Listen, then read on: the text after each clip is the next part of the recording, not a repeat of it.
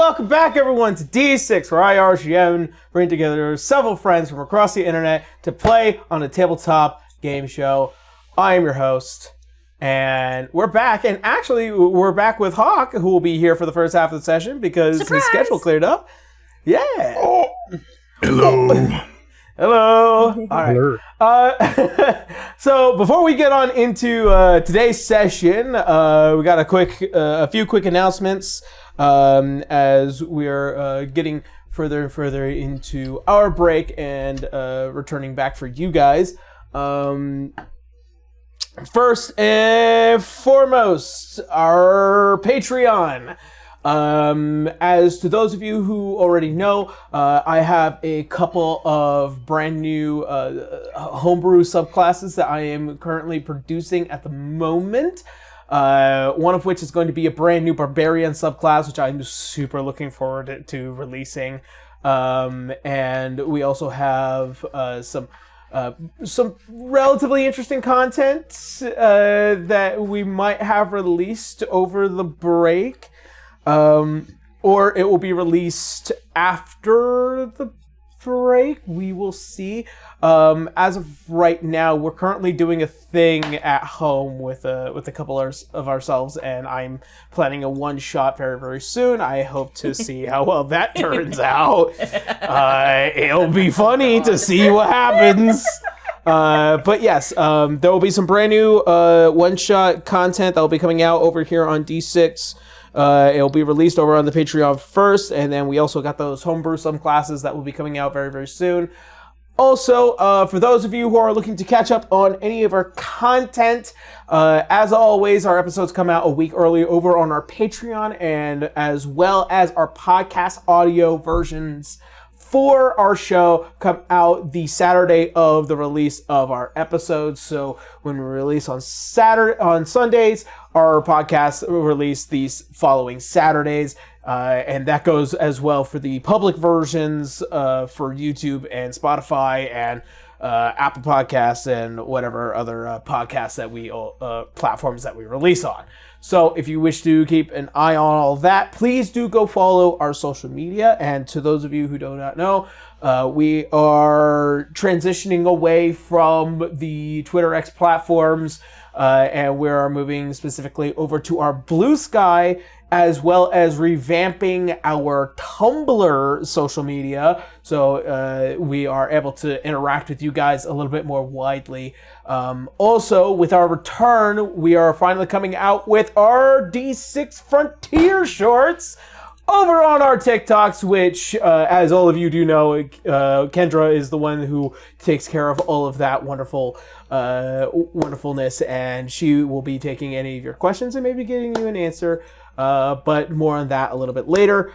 Next, I think our last but not least announcement is our wonderful friends over at Amir Labs. Unfortunately, I forgot to put it up for our guest banner, but I do have a really cool bottle version of their TGM-7 resin, which is a high quality, high toughness resin that we have used for our personal miniatures that we use for this game. I've been using it for our enemies, but more specifically, they're used for our PCs.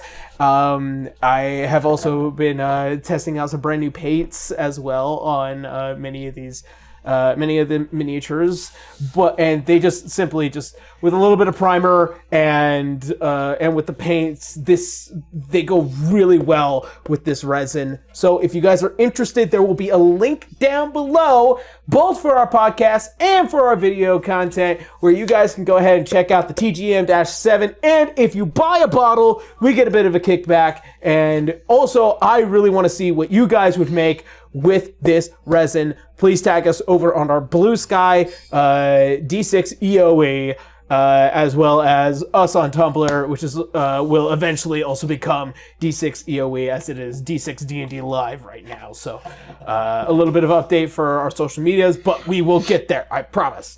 All right, that being said, thank you again, Amira Labs. We love you. So sorry about the banner. Yeah. All right. I think that's everything.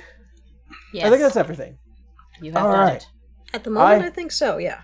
I have done it. Alrighty. Well then, that being said, I believe it is time for us to get into today's session of D6. Woo, episode 8, yay! Woohoo. So, where we had last left off. This is our group of adventurers had made their way into the Crystal Tower and fought their way through planetars and finally meeting this possessed celestial of pure light and flame. You all battle for your lives and manage to come out victorious as you drive away this infecting corruption from this being. As all of you watch as this massive flame-wreathed being begin to shrink down into a more humanoid-like creature. As the flames begin to relax and you begin to see the pure and beautiful form of this dark-skinned and golden-wreathed, clothed and cloaked individual with this long, red, beautiful hair and these eyes like torches. As the flames finally relax, and you can see just at the end of these golden robes just kind of like splaying out are these flame-like motifs that wrap around the arms and wrists. As they relax, and they kind of like flutter their eyes open and see you all.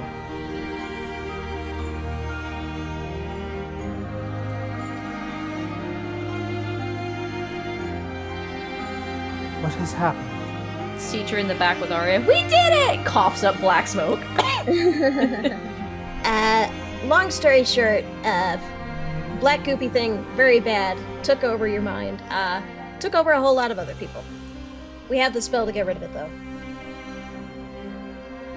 You've been dictating the souls and deeming many of them unworthy of being here.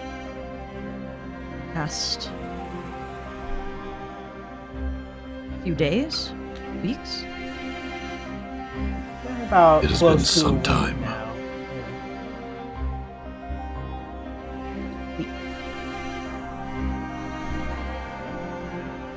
As she takes a look around inside of the room, you see, like, as the water that was once just this rapturous sound as it slapped the side of the stone frequently now becomes calm again and still.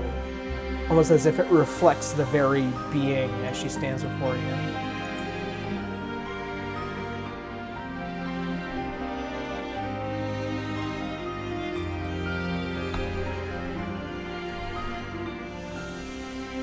I see.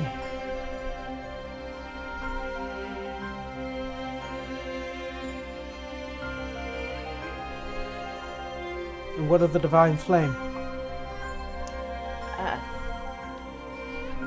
She goes and she kind of descends towards all of you.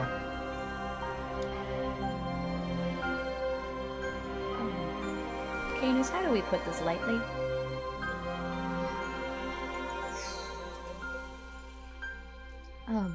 Unsure if we can put it lightly. So, Roya has returned.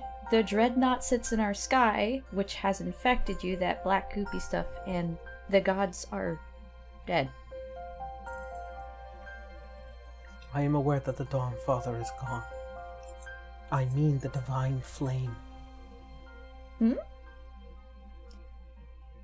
The light of the star.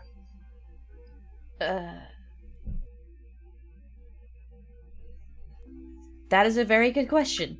We were focused on helping you. As you see as she goes and she looks at all of you and then just raises a hand as all of you become wreathed in flame. Like bad flame, or we're okay? Good I'll flame. die. Nyx does react to it, just tensing up. We were set on fire earlier, now it's like, it's a Tuesday.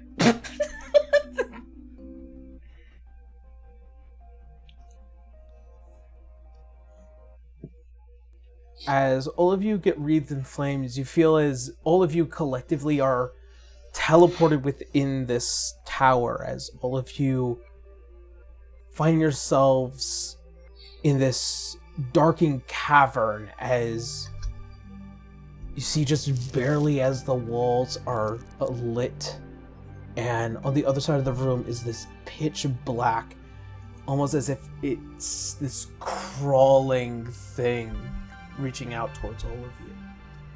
Oh. As you all find yourself down here, there's a exit that leads somewhere behind all of you. As you see, as she kind of barely steps forward.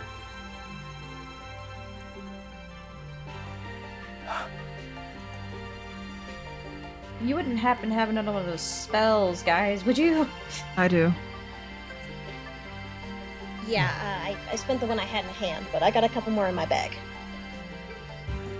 No, this is not a corruption from outside.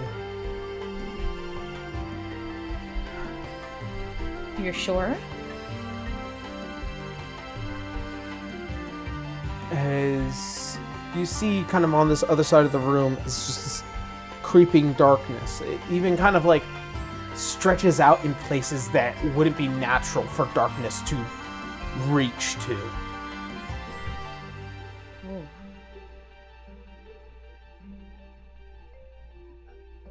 What do we do? I do not know. I was tasked with trying to keep the divine light aflame. This is the divine light? As you see as the form looks down towards you. Unfortunately,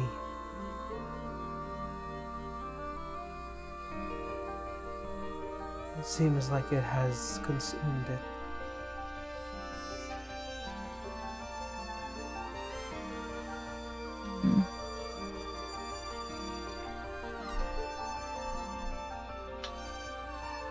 How long has it been here?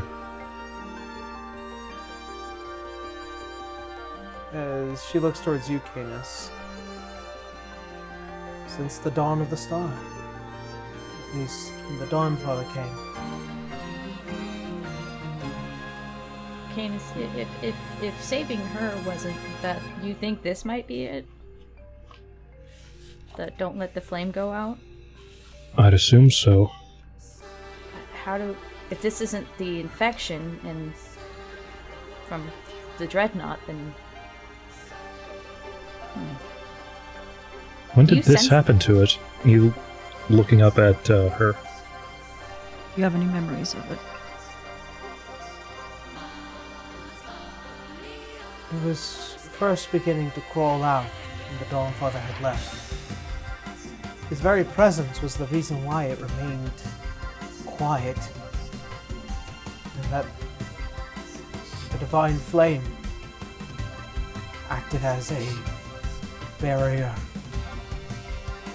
acted as an intermediary. I was tasked with trying to protect it. It has gotten this bad in just a few days. I'm afraid that night will become eternal on the star. Canis, do you player talk? Do you have a way to sense what it is? The cleric paladin stuff, or no? You might be thinking of divine sense, but that's a paladin thing. Oh, it is paladin. Yeah, you're right. Yeah. That's broad. He has it. So, I know this is gonna sound weird, and I know it's a lot for coming out of everything you just went through, but The task I have is to not let the flame go out, and I thought it was you. I mean, little on the nose, but if that was still being said while this is happening, there has to be a way to fix this. Is there a way to reignite it? As she looks down towards you, and she looks at you, Citra, as she just like reaches out, and there's just this light that comes from you as she gets near.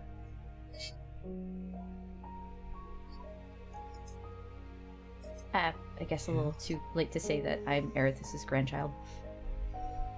No, you're more than that.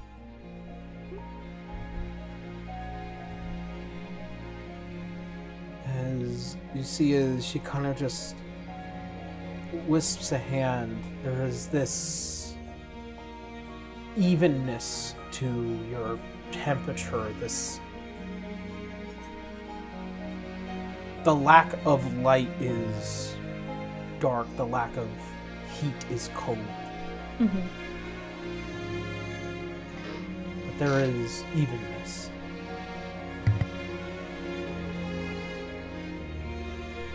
As she goes and kind of just pulls back the hand. Bear the blood of Bator. The what? A realm of ice within the Nine Hells. Citra's looking at Arya for a second, like, what?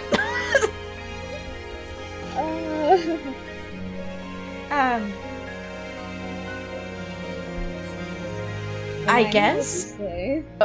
Tara, you're super low. Well, shit. Sorry. Let me try to fix that. I brought you up a little bit on my end too, just to fix it for me at least.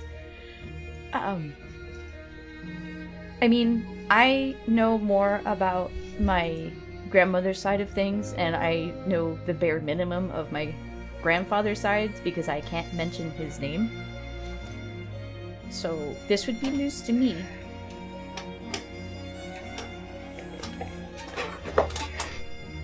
You are Nephilim, then. Yes. She's not sensing, like, any kind of, like, if she admits it, that, like, oh, things are gonna be bad. To her, this is good. We're good here. No ill will.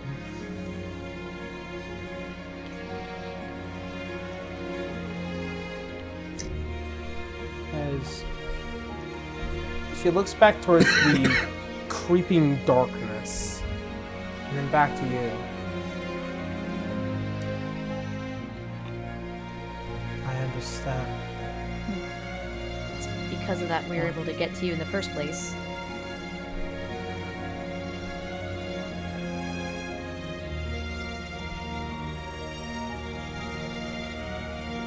As she turns around and she kind of extends a hand out towards you. She'll reach back. She senses no ill, so... As she kind of pulls you away from the rest of the party. And she kind of faces towards that boundless darkness next to you. Listen. Listen to find the flame. Listen to find the flame? It's deep down there in the darkness. That there is the unknown. It is not the void. It is not anything but all darkness of the star. Okay. And in it is light.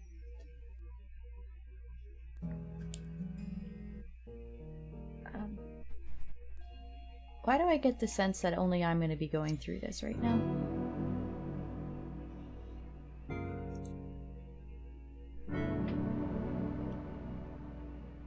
you are who you say you are, the design of Arathis, the will of the Dawnfather calls to you. Is that... I guess...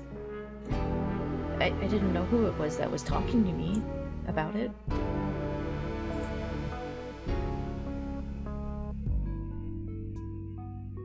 But I have no reason to not trust your saying.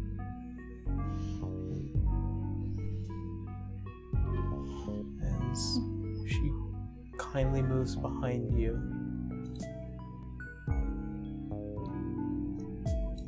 listen for the flame. She'll kind of give like a unsure look at first to the rest of the group, but then just kind of nods that, you know, she's not being coerced or forced into this. She's agreeing. You all notice as Validus begins to kind of back away from Citra, as she is the closest to the darkness. Well, now that there's no secret and there's no like threat of the Dreadnought currently, she'll take her other form for now, since there's, you know, no mystery here. And I guess she'll go forward. Okay then. As you go and you step forward, getting closer to this darkness, there is this immense cold as it begins to kind of slowly wrap around and creep onto you. It is like walking from a warm home into this barren, cold wasteland. As you begin to push forward into the threshold, as you will begin to see as the light that wreathes around Citra begins to fade.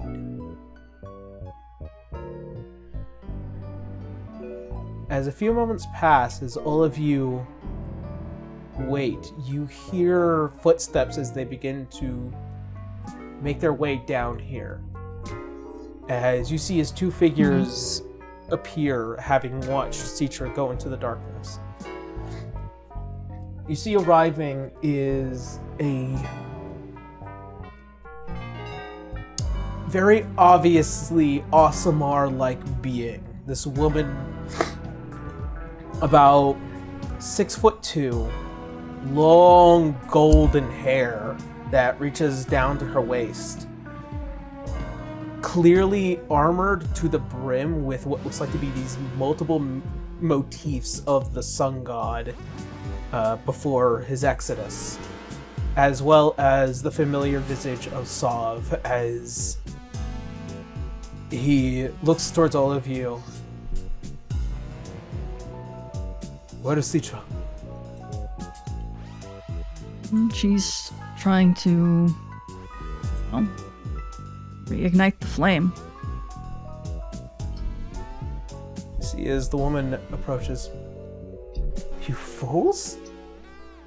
As she looks towards a humanoid Validus who looks sure in her face. You sent a mortal to try and reignite the flame through the darkness. Are you mad?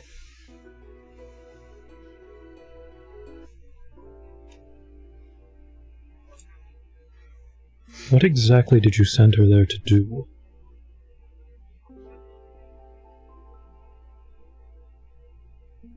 As you see as Validus looks towards all of you. The darkness of the star is alive just as much as the light.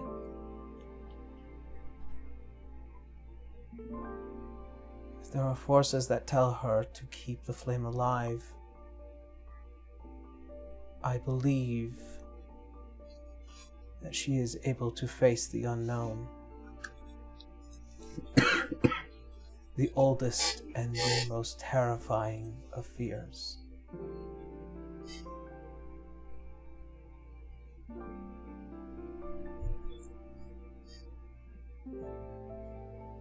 On top of that, this is Citra. She's pretty darn special. Does she have to do it alone?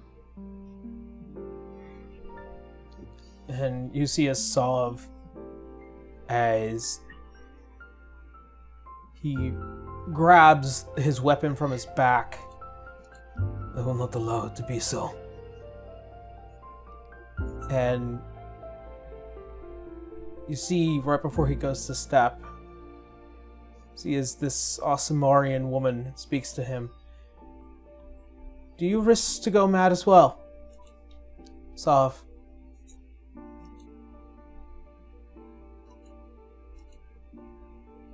Looking towards all of you. For Citra? Always. But what if Citra comes out and you are hurt by it? I'm sure Citra would have some very choice words.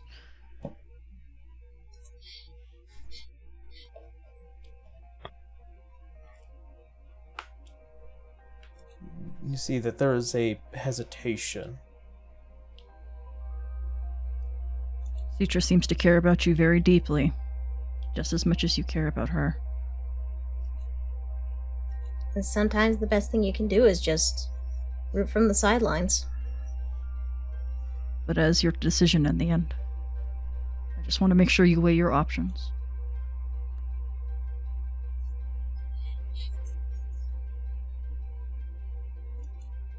She was alone. She was alone when she died. I was not there with her. I do not intend to make the same mistake.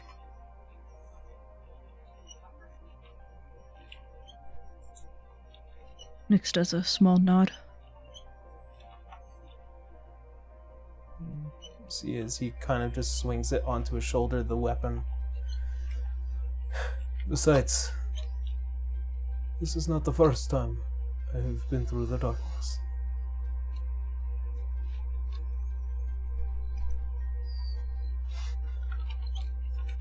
And as he looks forward, see as he goes to confidently go after his sister.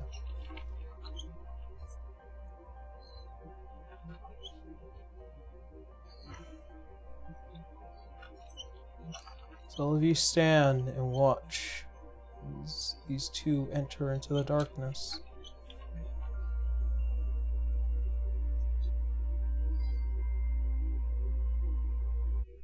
Citra.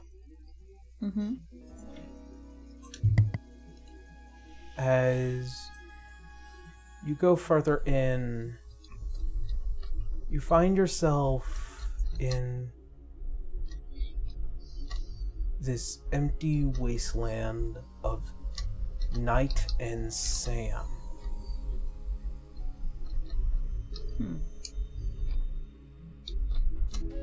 As there is no color, almost as if all the saturation has been siphoned here. Even with the light coming off of her? With the exception of you.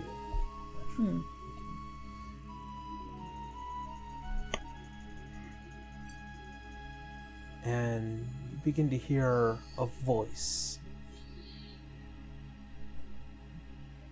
Well, she did say listen for it, and she's like muttering to herself. So she'll follow what she was told. You seek the flame. Yes. New mysterious voice.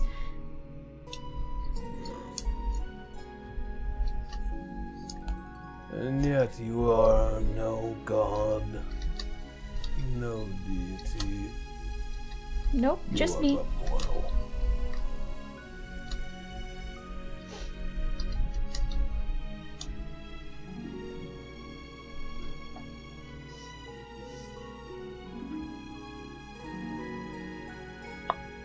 Tell me, do you value this light? Say that one more time, Aaron. You clipped out for me. Sorry. Tell me, do you value this light? Of course I do. I live on this star just as much as anyone else does.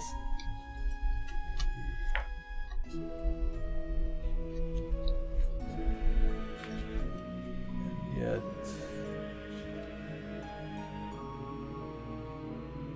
as you look down, you see as a shadow extend from you.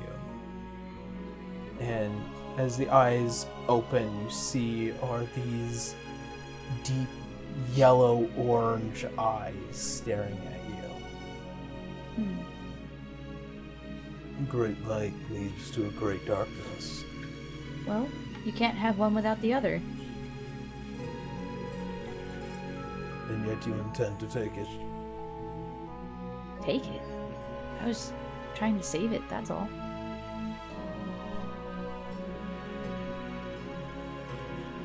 In order to ignite the flame, you must take the flame, the spark, the very divine light that keeps the sun in the sky and the boundless darkness around it at bay. Where there is life, there is anti-life.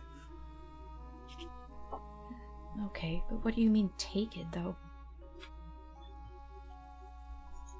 Do just as the Dawnfather once did. Does she know what the Dawnfather once did as a cobalt soul? History would tell you nothing about that. So she'll tilt her head at, I guess, the now talking shadow of herself. What did he do? He became the light.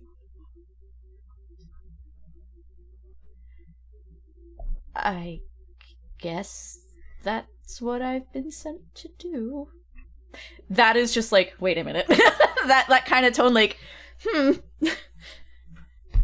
She assumed she was just gonna go in here and find, like, I guess, a version or a person or something akin to a flame and help it regrow or something. This is completely opposite of what she was thinking. So, yeah, there might be a little hesitancy. It's only because she was not aware of this information.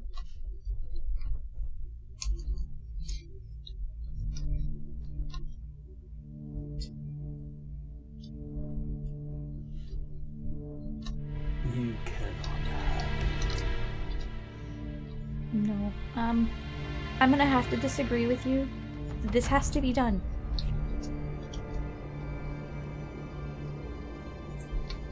As the shadow begins to crawl back towards you, you see as it kind of rises out this inky blackness. It feels like this void being as it just consumes light, almost as if it takes it away, and even you as it pulls light from you. No. You cannot contain the light, let alone channel the darkness. You cannot do this. You're too weak. That's your opinion.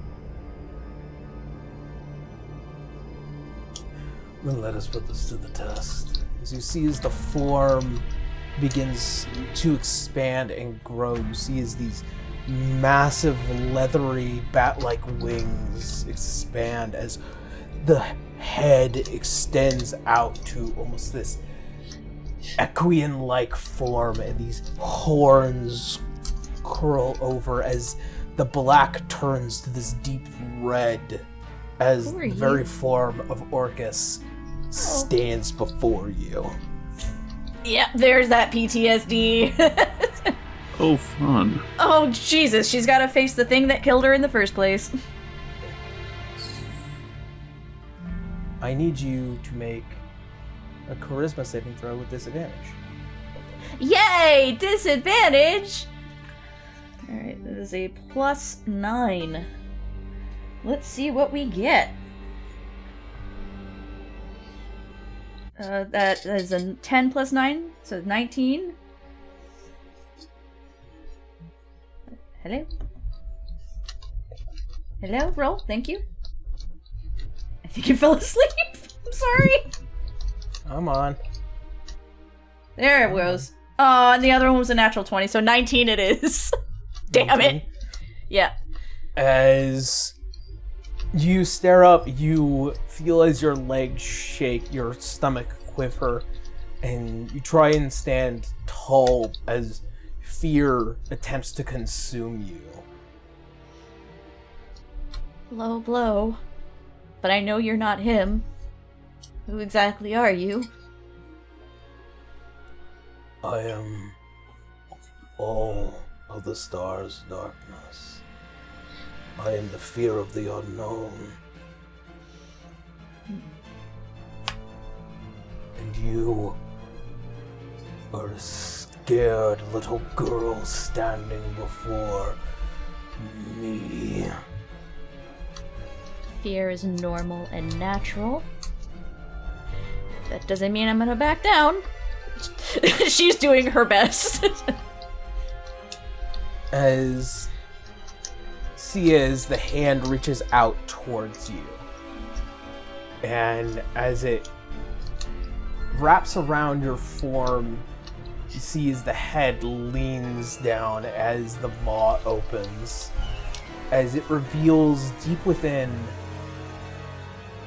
almost like this malfeasant form of yourself.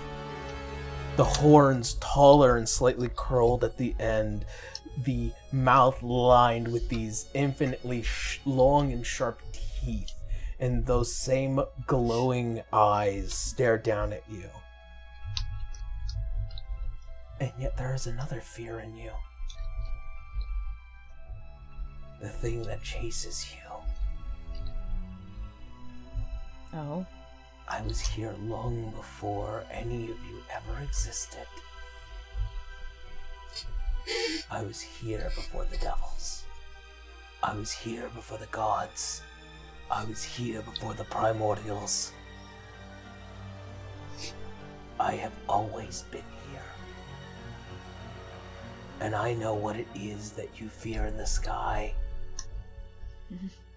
You fear that you are a tool. Something that desires you to free it. And it speaks to you. You are afraid that when it wins, it will be your fault. Okay. You'd be stupid enough not to be fearful of that, but fear isn't the opposite of being brave. It's just, it keeps you alive, it keeps you on your toes.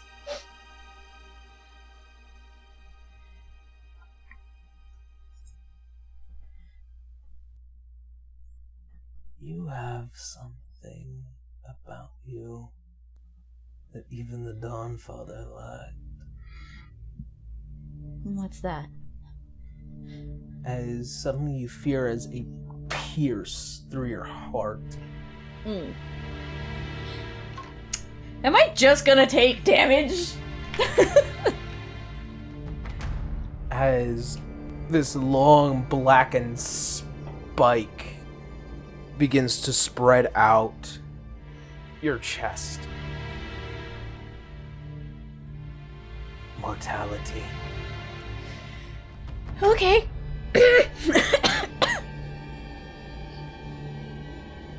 As it begins to spread out, I need you to make another charisma saving throw. Disadvantage again? Yes. Okay. 18 plus 9. Or 15 plus 9. Okay. So 24. As it slowly begins to expand out,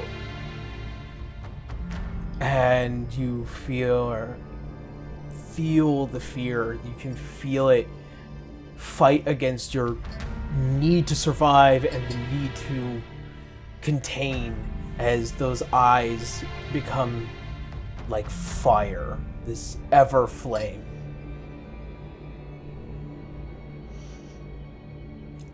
Yes, I'm mortal. Yes, I have fears. Yes, I'm a little girl. You're pointing out obviousness. And yet, you do not understand how those very things were the very things that should have kept you out. But they didn't. As you say that, you feel another pierce, this time through one of your kidneys. Like a long Yikes. spike. I need you to make another charisma save. Oh boy. Hello. Wake up. It's not reading it now? Hold on. Roll it on roll. There it goes. I got it. 10 plus 9. Or 16 plus, so 19. As finally fear sets in. As you are here alone with this creature who is poking and prodding you. As you feel each spike expands into smaller spikes into your body. She's doing her best not to scream, but there's obvious discomfort. The pain on her face is obvious, but like she's not seeing faults as a weakness. It's just part of who she is. It's just, I might be mortal, but even gods have their own fears. They were mortal once too.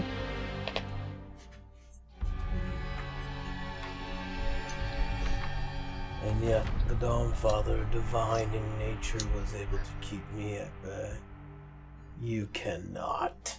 As another spike, as it goes through one of your legs, and it keeps expanding and spreading. You are my food tonight. No, We're fortunate to that. you're just trying to make me more scared. That's what you are. As another spike, as it hits your shoulder, and it begins to spread, and it begins to almost crawl up the side of your neck.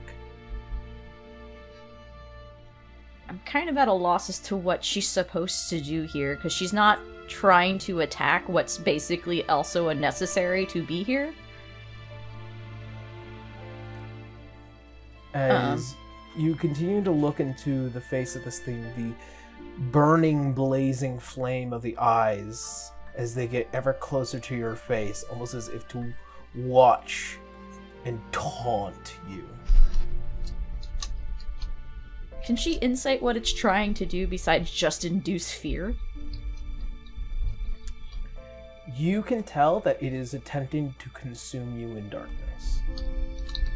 And it is taunting you with flames. Am I allowed to do anything else, or am I just stuck? You have a free arm right now.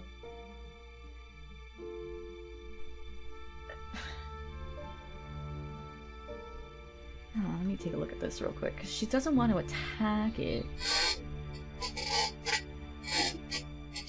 And Beacon of Hope doesn't cause light, it's just a thing, but so she's just going to use her free arm and bap it in the face with just the simplest of light spells. As you extend out and grab the side of this dark face, as you see as it hits, and you can see as a huge portion of the darkness just retracts out, as what is left behind in the head is this burning divine flame, which then is reconstructed back in towards the eye. I see.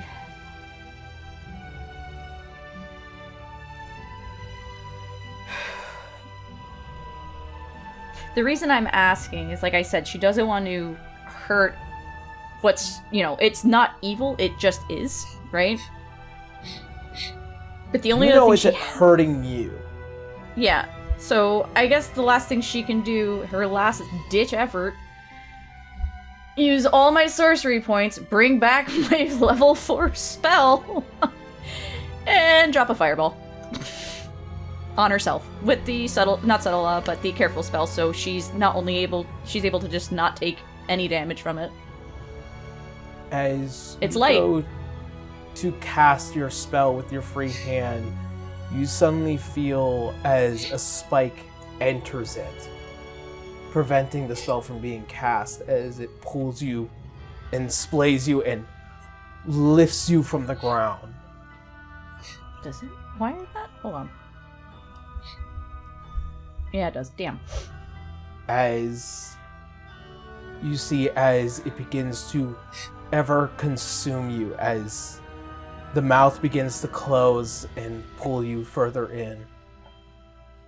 I'm out of ideas. That's all she had left. As you close your eyes, the mouth slams shut. And you find yourself in this blackened void as you drift there in the silent darkness.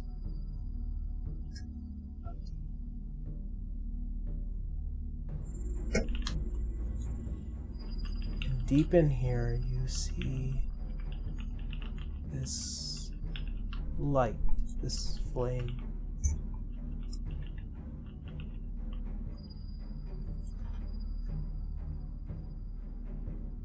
As you drift further towards it, you can feel from all that cold and warmth as you go to reach towards it.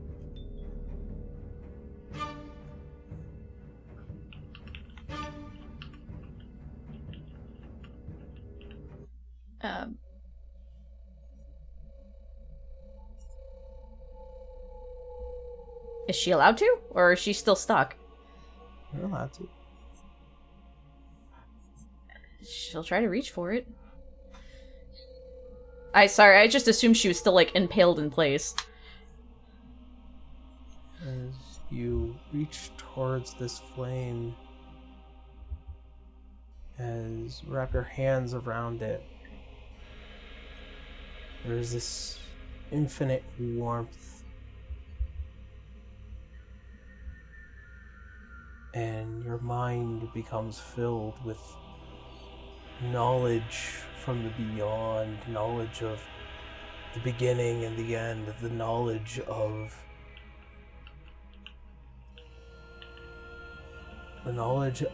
this star.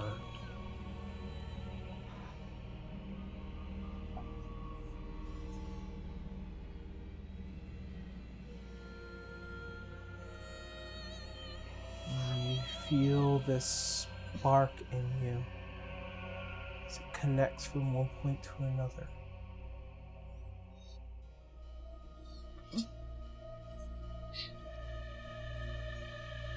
As Odd. you hear the voice, you can ignite the flame, but you can never leave. A lot of people keep telling me what I can and can't do, and I'm getting really tired of this. And she'll try her best. She is set on doing what she was told she can do by this voice in her head. Whether it be Palor or not. You consume the flame.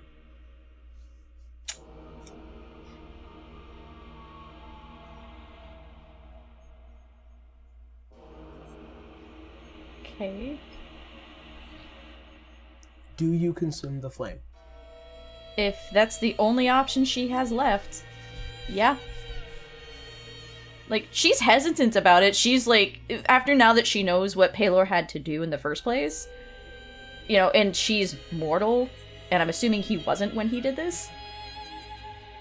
He was a god, right, when he did this? As far as you've been told. Regardless, she doesn't also believe that Oh god, what's the Celestial's name again? I'm so sorry. Validus. Validus. She doesn't feel like she would have been sent off to her death. So she's going to take a deep breath and just have a little faith, cling to hope, and hope we work this out, and she will consume the flame. She had to give herself a pep talk.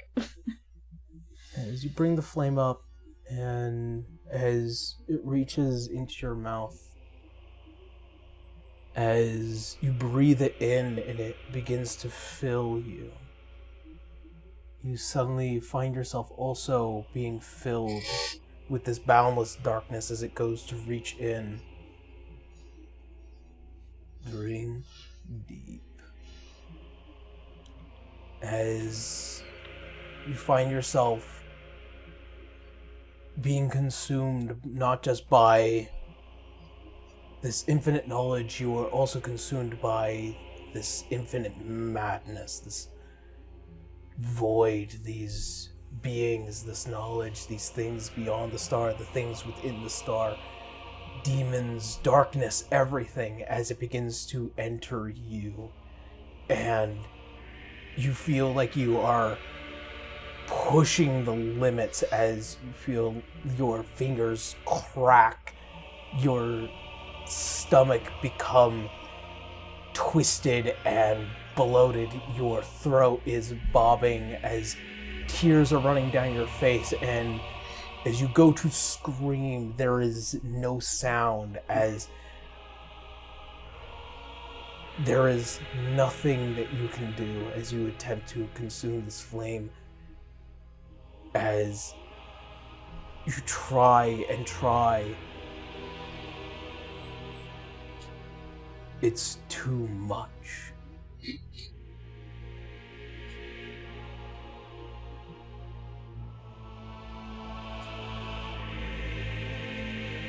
And in a moment, you feel almost as if it's over. Before you hear the slamming, almost as if something is attempting to punch through glass. Can she still move her arm?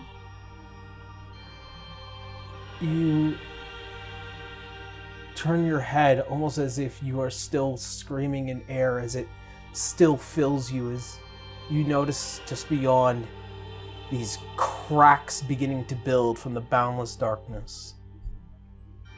She'll reach out to it as best she can. It's kind of like deja vu in her mind back in Black Archives.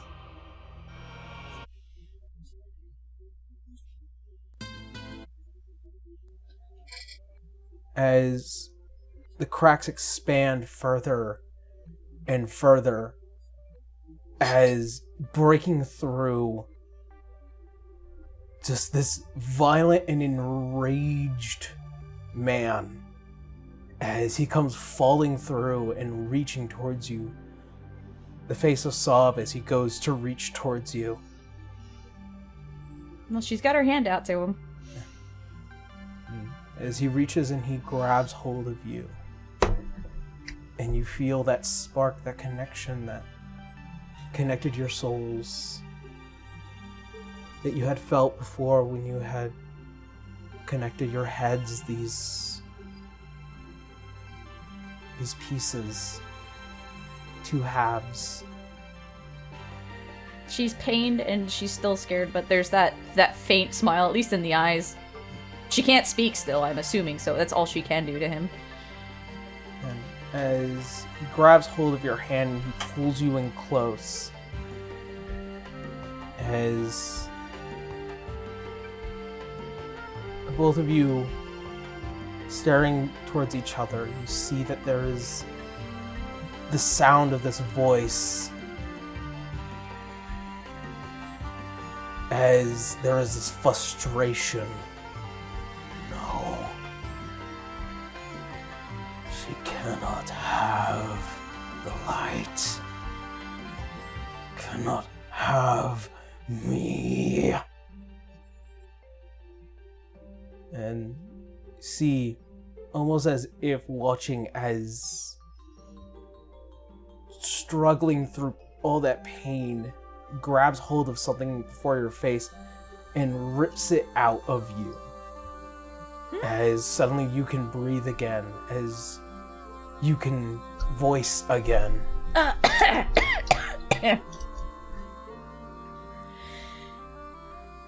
you okay?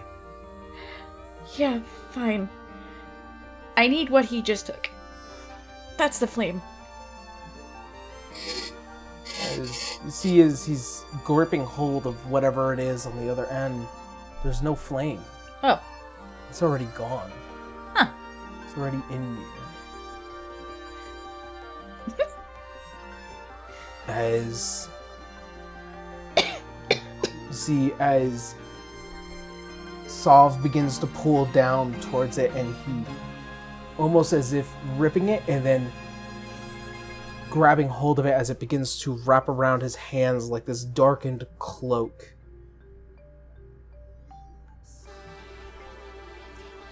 You're not alone. No.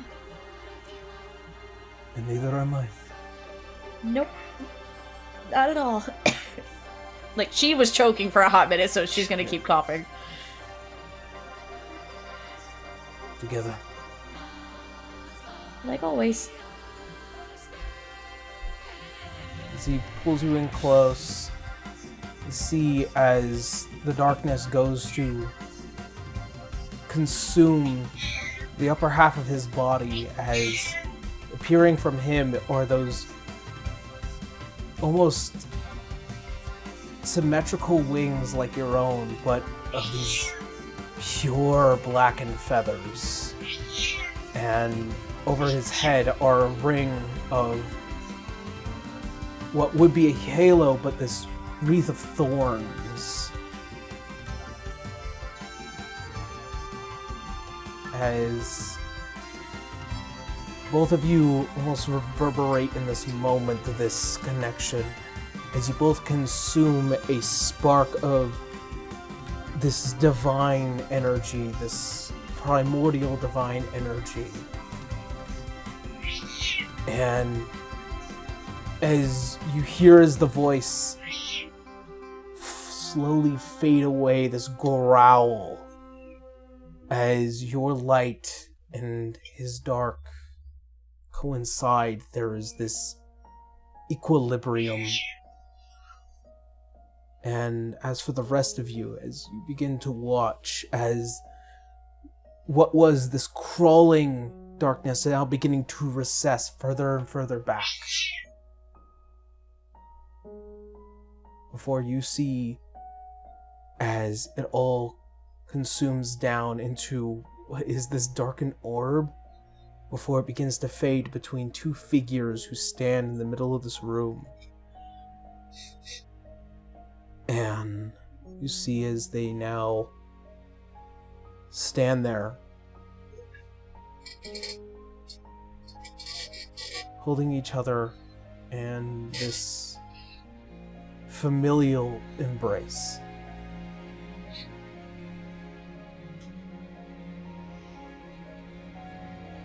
She'll, like, open her eyes a crack. Did we do it?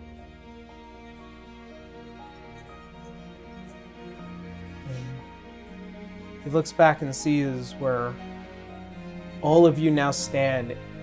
As you notice, Citra is brimming with this golden divine light. As well as not just only a pair of wings that you guys had seen before, but a second pair beneath them.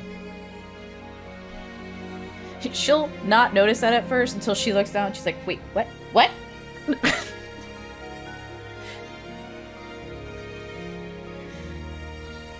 I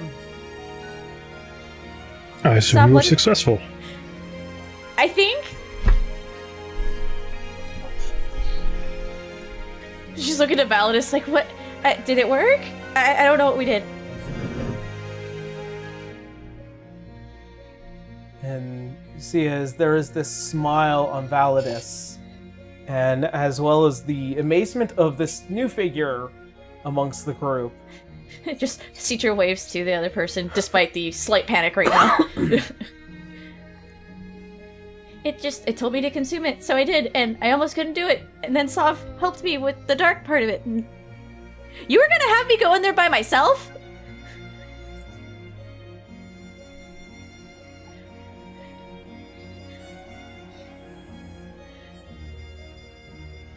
You see as Validus goes to approach the two.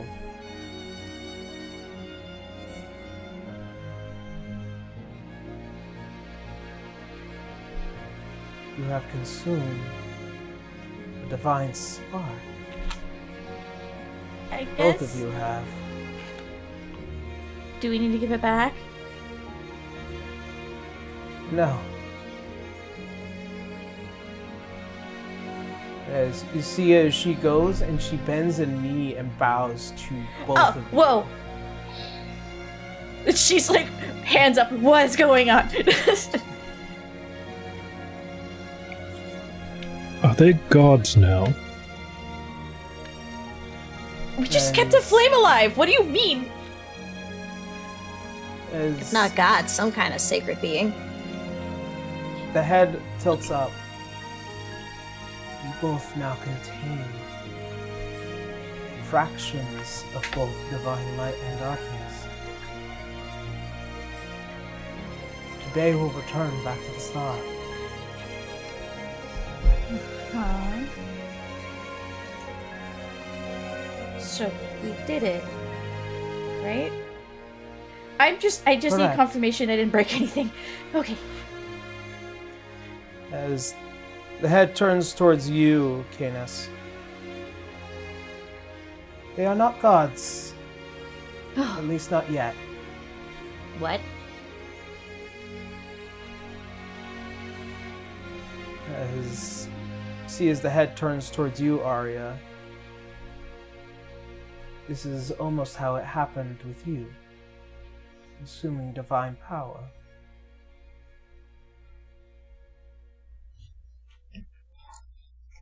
Yes. I definitely acknowledge the similarities. Hopefully not as traumatic. I just assumed this was normal for this group. No. Nope, this is new. No. To be fair, though, we've all faced some pretty weird things, so... Yeah. Citra's busy, like, flexing both wings now, like, this is a new sensation. Winry's gonna bother you later, just like, I gotta study this. As you see as Validus goes to approach the other woman, I'll leave the most explanations to you now. I will go to call off the rest of the Celestials and assure those awakened souls to go to sleep. Okay, but what about the rest that are infected? As you see as the form expands out these two large phoenix-like wings, I will burn the infection out of them. Sounds good! And she gives a thumbs up. Because she doesn't want to touch that stuff anymore. Yeah, I wouldn't want you near that either. Please be careful. See as she leaves and descends through the stairs as flames just burst up and find their way back into Elysium. Well, I didn't have this on my bingo card, Sav. Neither did I. I just knew I didn't want you to be alone. I probably would have died. So thank you. As he goes and hugs you. Yep. Immediately hugs. Just, Yeah. oh, thank God. Just the relief.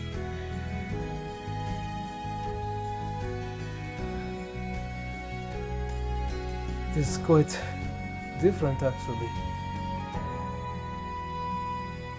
I feel Corporeal? Alive? Yes. And you see as he goes and kind of reaches up towards his chest, there is a heartbeat.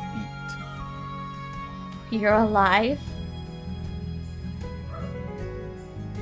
I am alive. She's just looking between him and the rest of the group, kind of more so Dr. Salazar, because it's like, how the you know?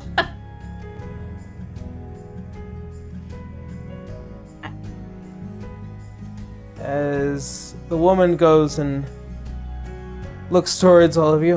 Right. Well then, I think some explanation is in order. Please? And thank you. What's your name again? I don't think I caught it. I am Mencine.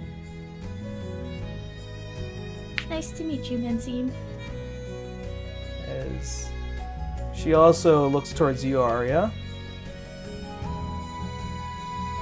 I believe in official terms, sister-in-law. Oh, more family. Hello, Mincy. It's a pleasure to finally meet you, Arya. My brother has spoken on... my husband has spoken much about you. Well, don't believe everything he says. Only the good parts. So everything. Citra just starts laughing. It is a pleasure to meet the woman who can tolerate my brother. Well, believe it or not, in his more younger years, he was a bit more brash. But I liked that about him, which is the main reason why I like him. However, as she goes and all of you find yourselves in the throne room of the old Dawn Father, as you see is this almost cathedral-like throne and that massive sun insignia in the back.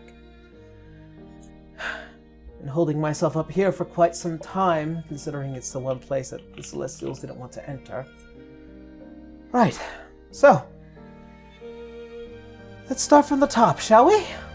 Please? Quite luckily, since all of you managed to contain Validus and her much more volatile self, defeating that what I could not figure out for the life of me was... I appreciate everything you've all done. Yeah. No, I meant what was infecting the Celestials, but that's another matter altogether. She means the goopy stuff, right? Yes. So Citra is right, like, yeah, that's the dreadnought. Well, at least a part of it. Well, that all said, quite luckily I did have a nominal amount of fears. You know, I myself could not deal with what was down below. Just felt wrong. So, first off, as I'm sure that Validus had explained, the nights were growing longer in the star. And they probably will. But for now, you've managed to stave that off. Thanks to the two of you. You're welcome. Now, as for the time being, the awakened souls here within Elysium will more than likely have to go back to sleep, including you, Sir Braun. Oh. Does he really have to?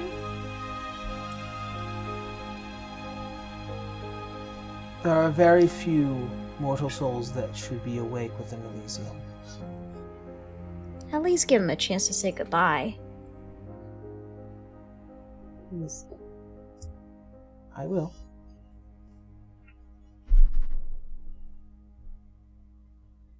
On the odd end, there are other concerns here within the upper planes, not just Elysium. My father had made many efforts to try and subdue any of those darker parts of the dreadnought to infecting the other realms, but I fear that due to his absence, he might have failed. We know the Fey realm and the Nine Hells are also being affected, as well as the material plane, so it would be a pretty good guess. There's not much that I can request from any of you then, given that. My jurisdiction was to try and take my father's place. Fortunately, that job is now left to the two of you. Citra just looks at Saw very slowly like, oh, what have we done? Like, bitten off a little too much, you know? Okay. Welcome to the life of an adventurer. There's an adventure, and then there's whatever this might be. A promotion. However, An obligation. No, I chose to do this. Just didn't know this was the outcome of it. but, to put it more clearly, you have consumed a divine spark. Old stuff. Stuff that the gods had used to empower themselves at the beginning when they came here. So, you will need to figure out how to turn that spark into a flame. Mm-hmm. As looking towards all of you, in fact, I think that might be the best for each and every one of you. Without the gods, the star is in turmoil. As she goes and raises a hand, you see as the whole cathedral acts to her will as a kind of fractalized light projection begins to fill the center of the room. And you begin to see that there are cracks beginning to form all around Erziheim. The waves have become massive. The entirety of the star is unbalanced. Oh.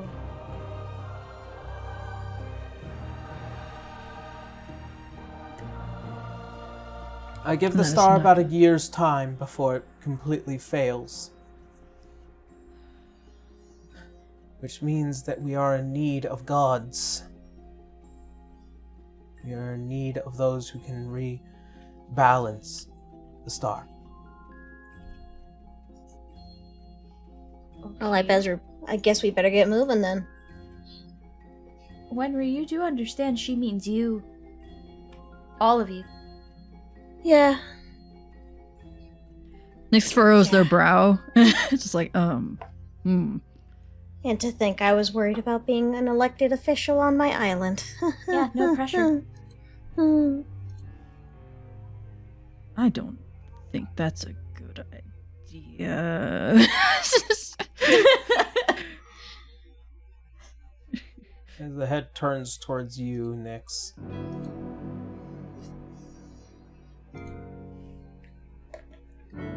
And so, you know, Nyx is referring to themselves as it Yeah. not being a good idea. Not Winry.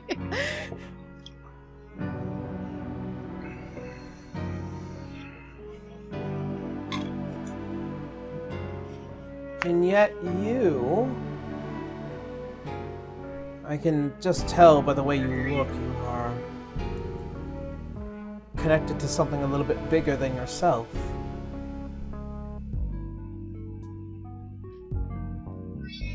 Their ears pressed back a little bit. Aaron, player to DM, can you check the thing I just sent you just so you're aware?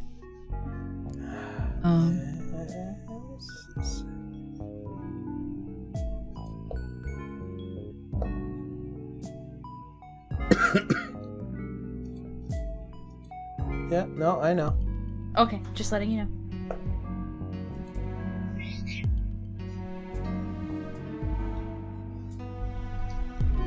Are you referring to my current promotion and occupation? The world needs those who are capable of being imbued with nature.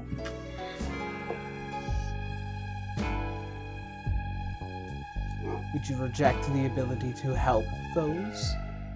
Or reject the ability to help nature itself? Oh, no, I will do what is necessary. Just doesn't mean that I'm the best candidate, but I will do what is necessary.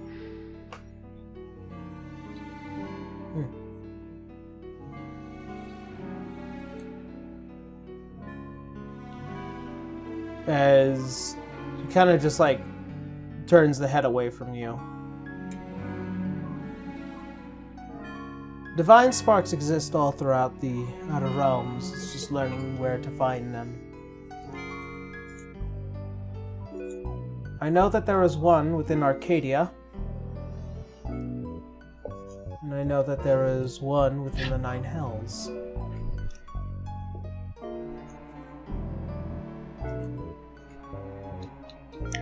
Where is Arcadia? Arcadia is one of the upper realms. It is more adjacent to this realm. However, as looking towards you, Arya, your spark is gone. Yes. Do you know where it is?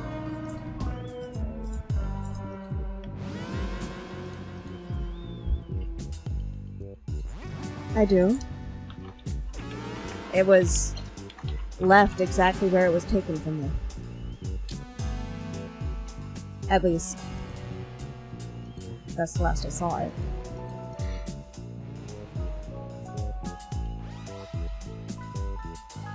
There might be one who will have a key, or at least the means to bring you back to your divine domain, then.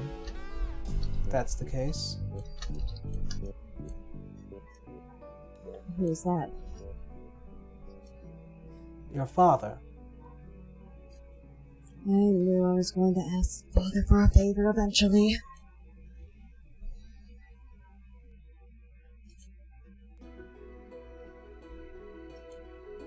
That said,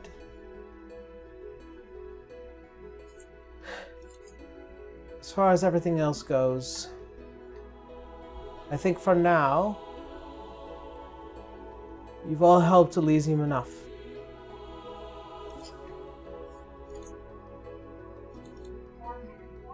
I'll let you all prepare for when you leave, and thank you all again. Of course. I mean, with what's coming, we're all affected. We're all probably gonna need each other's help.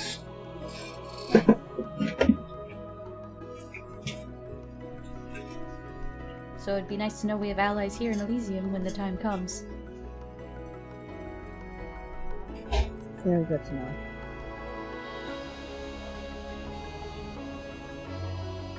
As the head turns and sees outside of those massive windows this massive tree, I believe that we have a few other tidbits to get through, but kind of staring at both Braun and Arya. Say your goodbyes now. You'll need to go to sleep soon. And prepare. Be ready for war when it comes time.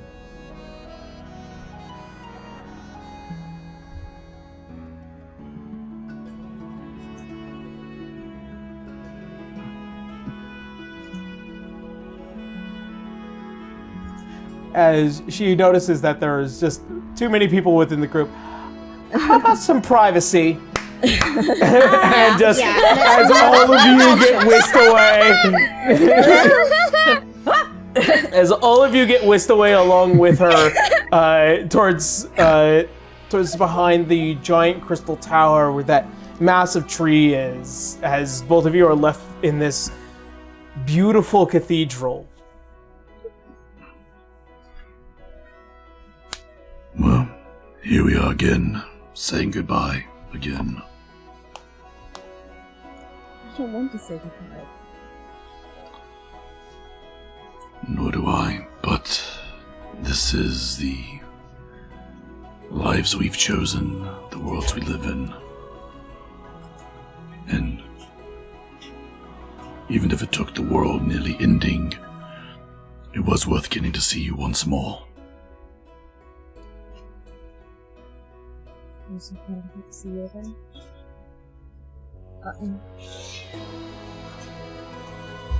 I hope. I'll find a way to see you And one day. Regardless, I shall always love you, Arya. You have a life to live. Don't waste it all on looking back.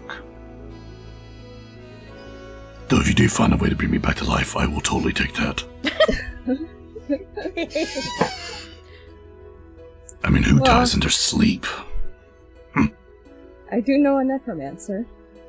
I love you, Don. And now you, Arya. Well, part of me will always be with you. But Who knows, maybe when you get your domain back, something... Perhaps I can find my way there. I don't think I ever told you exactly the deity that I chose when I became a paladin, did I? oh, It was you.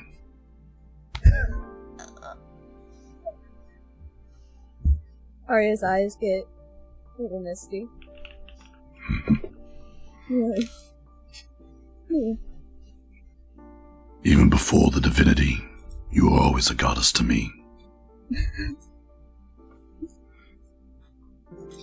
And before you were a ruler, you were always a king to me.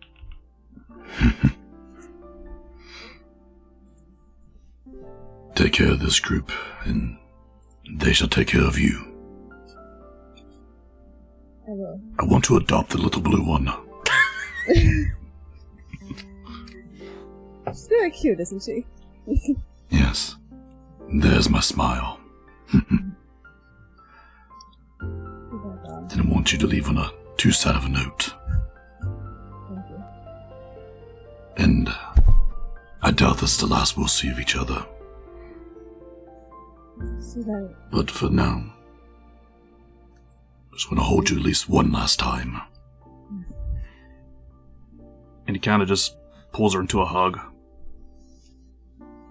Gently kisses the top of her forehead. Alright, kind of just melts her forehead against his chest, and they just stay hug. Yep.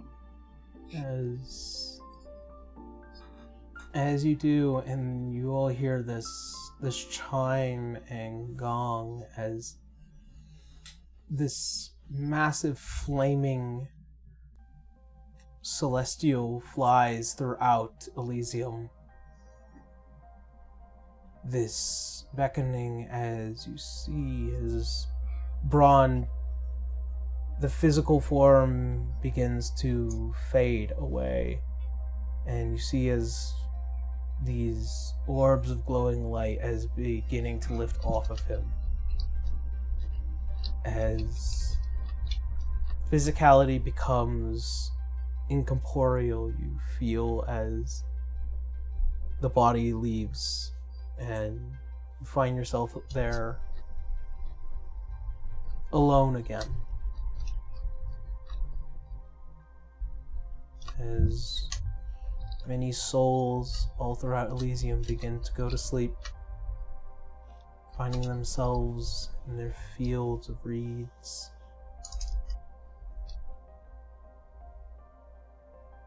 Old faces and friends beginning to fade into golden slumber as memories begin to rest.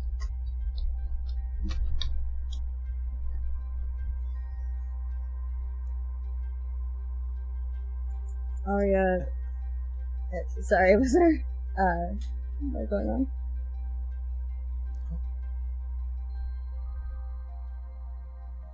Arya stares at the now empty space she's in.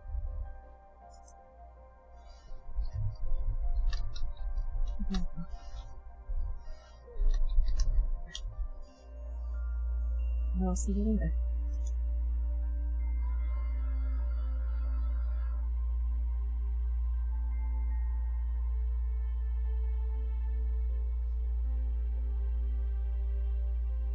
She kind of just is now gonna sit there quietly for Have a moment. a minute. Yeah. She's just gonna have a minute. You just let her have her peace for a moment. Yeah. As the light of souls begin to fill the sky as it turns from night to day. This is where we go to say goodbye to Braun and Hawk. Bye, Hawk. Goodbye. Bye. Thanks for joining us, dude. We were happy Thanks to have for a having surprise me last again. minute. Who will be shirtless now? I guess it's Sob's turn. Or not Sob, Salazar. Yeah. You heard her bones. strip down, Bone Man. Alright, well then. Thank you, Hawk. I'm glad that you were able Thank to you guys. have your goodbye. Yeah. Take care, y'all. Bye. Bye-bye. Have a good Bye. Bye. And then we were back to the Who the hell is that guy? You saw him too? It might have been a stripper, Graham. I don't know. Can you hear voices too? For the rest of you, standing at the bottom of this massive, pure white tree that has grown just as tall as this massive tower behind you, standing at the foot of it. Hey, Nix, is this the tree we were talking about? Well, Is it? can I just glean what kind of tree that, if this is indeed one of the trees that we were talking about? Yes, this is one of the world trees here in Elysium. I'm assuming Sav is still with them then, since he's alive now? Yeah. Citra's still poking him like, this is wild. This is different for me as well. Can I connect with this world tree? Of course. As you lean down towards the foot of the tree, as you go and touch the bark, you hear voices. A swarm of voices. None angry, none in pain, none beckoning or this gloom that you would be associated to, especially to that in the prime material plane. But this one, everyone is at peace. This is acceptance.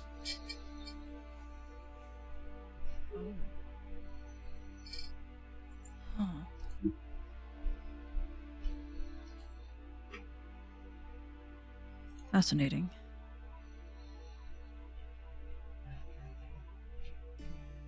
You begin to hear another voice as it goes and reaches out towards you.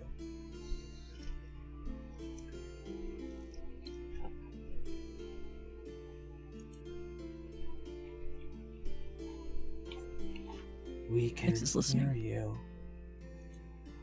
We can feel you.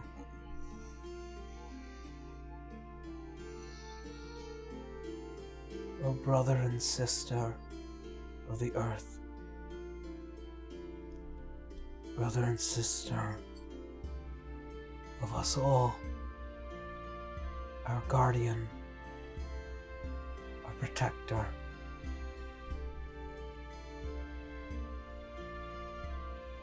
Yes, I am here, and what other people are probably hearing, they're either not hearing anything or they're hearing Nick speak in Druidic.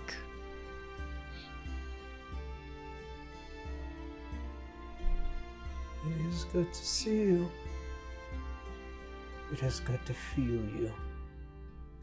It is good to hear you. You have come so far.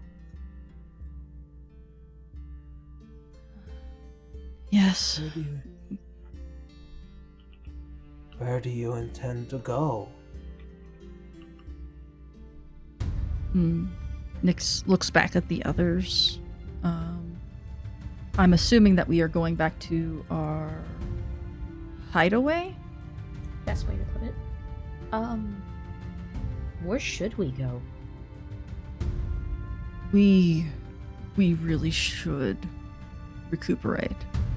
Well, yes, but where do we go next? I suggest not the Hells, though I don't even know if I can connect there at the moment. We may have Arcadia, then. I mean, remember, we did hear that things are going pretty bad there, too. And she's looking to Arya. It may depend on where Stellaris wants us to go next. Maybe we should confer with her, then? Not a bad idea. I agree. I also agree. Okay. Welcome back. Thank you. You're not there. Sorry, I thought she was for a second. I don't know No, why. she's not there. I was like, No, wait, no, you're not there. When I was That was when I was me. talked to, I was like, Yeah, Arya sorry. slides into frame. I was like, You're like the sound was of talking- grinding stone as she's brought into the Sorry, scene. guys. I was just like, I'll go with it. Sorry, that was my brain going oopie oopie for a second. Okay. Slide whistle in a PNG. Yeah. I'll take that as a cue for Arya to Have come back. You know, kind of quietly rejoin the group after she has her quiet time. Oh, it's a very long walk, let me say that. The only Okay. reason why you guys are One of the getting around other- is because these two beings are allowed to teleport within this place pretty well. She found a portal gun. It works. Wait, hold on. Wait a fucking second. I mean, you can just put I- the guard. Sure. Do you have teleport? I thought I had Dimension Door, which That's only like 500 feet, though. damn. Yeah. Is it? Yeah. Yeah. We'll get back to you, I promise. Yeah. Anyways, Okay. This is the Cedra next did bit. not talk to Arya. I'll find Nope. a way to get back. Don't worry, we're not going to leave without you. I sure hope not. Yeah, I mean, we're all feeling a bit toasty right now, so recuperating is the first thing we do. Yes.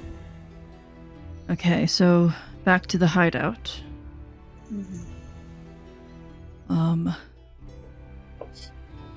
Right.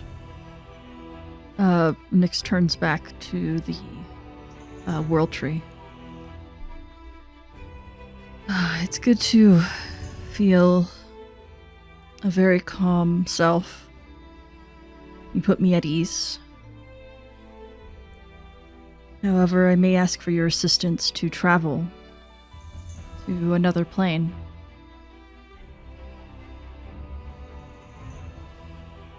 We are manywhere. We plan to travel to, my brain is blanking. Where am I? Centauri? Centauri, there we go. Wait, Cedra would kind of like hold on for a second. Is he allowed to come with us now? And she's looking to Sav. Oh, We That will poses an issue. probably end up having to have this conversation, but let's let the druid talk to the tree real quick. Okay. That is a good point. However, I think it is necessary that we have more allies. I think they may forgive us for bringing an additional assistant to help with the current troubles happening on planes. We may have to ask for forgiveness after the act. Ugh. I think the rules changed a little bit. We will see. But we plan to go back to Centauri. If it's possible. Talking back to the tree. We are not rooted in the world between worlds. We are rooted in the outer realms. Oh, I see. Hmm. How do we get back? It looks like we are not venturing back there. Unless we want to try to do it ourselves. It is assumed that Stellaris is listening. Yeah. Wait, she's been listening the whole time? She's just waiting for you guys. Okay. Okay. I assume that we cannot travel at least through this means, as of right now.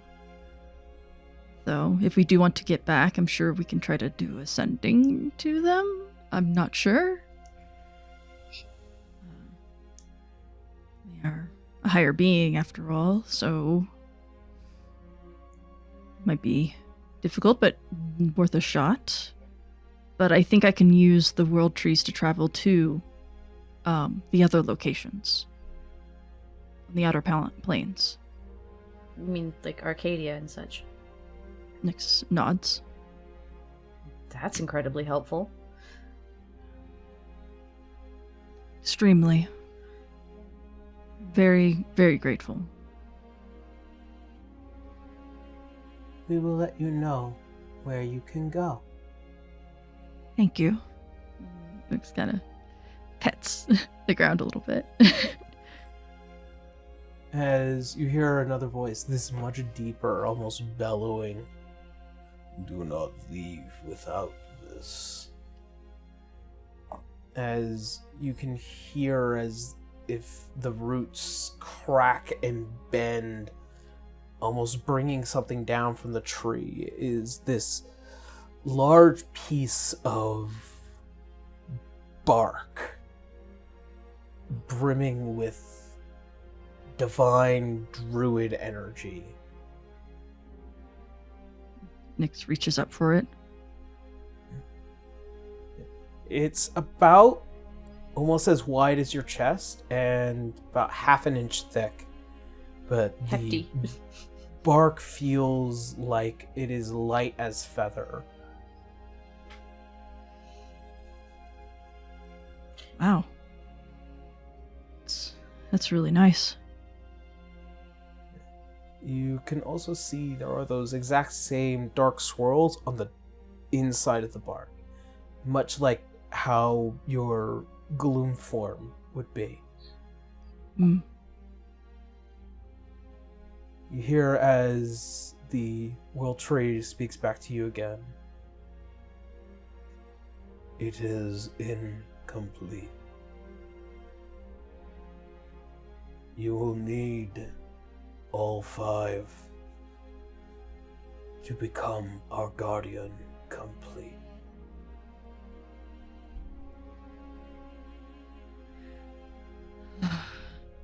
Okay. Thank you.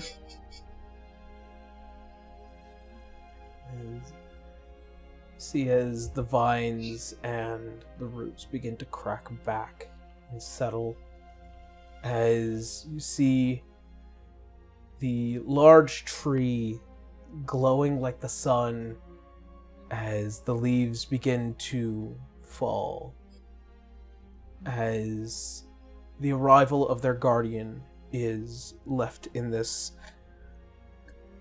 almost silent celebration. They are very much in awe and Pretty. kind of stunned silenced. Thank you so very much for entrusting me with this.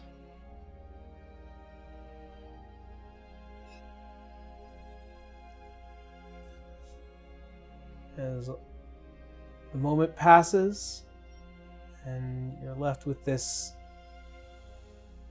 thankfulness, this gratitude of Elysium as it reaches out towards all of you. Again, this silent celebration.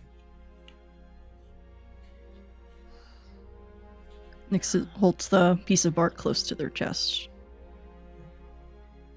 You can feel acceptance from it. Peace.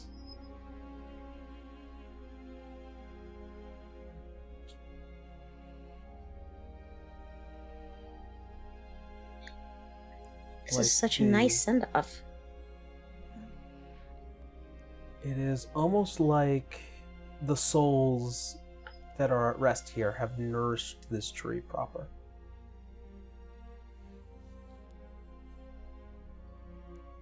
That's very, very good. Nix is very appreciative and is just soaking it all in. Also, they're not sure where to put it. It's about the size of their torsos. What you said, right? It's pretty big. This is like, they're like, I have Well, no idea where to put this. Henry has the bag of holding. I'm not gonna give it to anybody. Well, Nix is feeling attached right now. It's mine. If you want, you might be able to strap it to your back and hide it under your cloak there. I guess I could. Safe. I guess I could try that. Yeah, and just to do like a certain rope and knot where it like basically has like able to like loop like a backpack over their shoulders.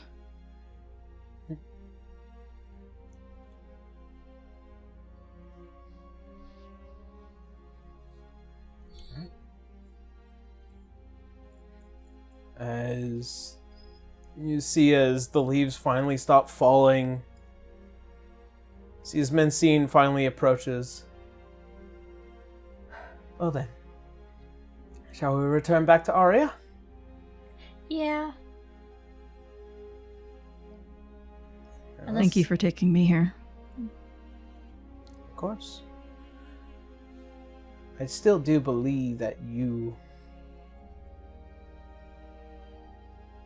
deserve some level of divinity. The world definitely needs it, and if you are able to save a place like this, I am of the persuasion that you can save much more. Just so you know, you are aware of what I think, but what I think might not equate to what you believe.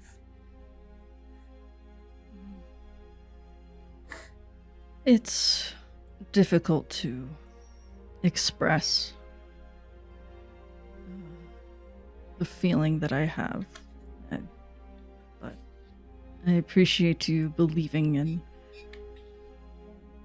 in a stranger such as myself.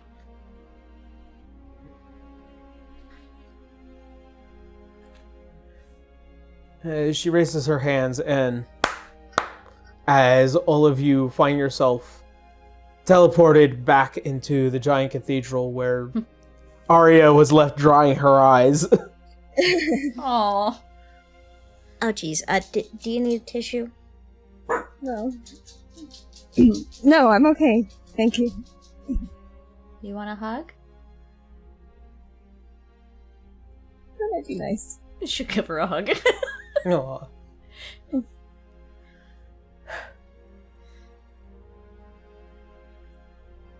I think that leaves last things last is getting you all out of Elysium. Vincine, I don't mean to step on toes. But we're okay, he's okay to come with us now? Since he's no longer just a soul here? And she means Sob, obviously. I think his situation's a little bit more complicated, actually. Given the fact that he is neither a incorporeal soul, nor one that does not have residence here either. So, As you see, Sov kind of just scratches the back of his neck. I think the choice is mine. it is true. Now the rules have kind of changed, and as you said, got complicated.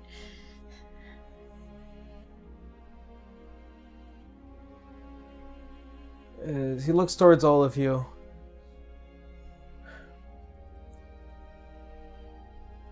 there are things that I might be able to help with. There are also things that I might be the least helpful with. I would like to discover more about this divine spark and how it is that we can activate the flames within us, but that may take time. Well, we have about a year.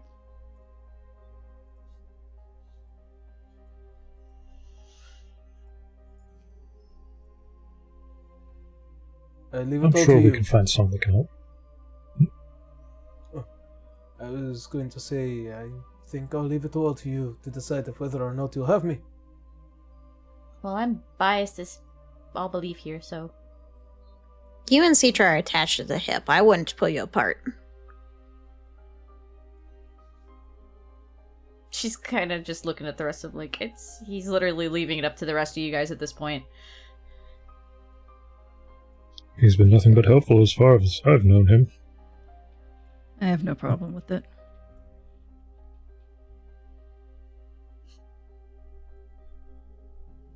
Looking at Salazar as well. Salazar's just been staring at Citra for a long time. Oh yes, the academic stare of I will let you ask any questions you need. If you need to poke me, I get it. I have no idea what's going on right now, so I am just as intrigued as you are. I will have many. I am your friend. I will answer as much as I can.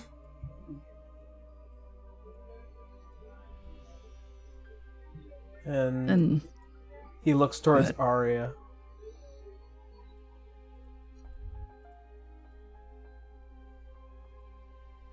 I understand if you might have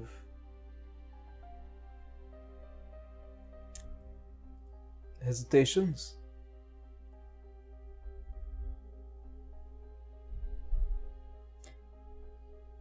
Tara? My Oh. my hesitations don't outweigh the need for the greater good.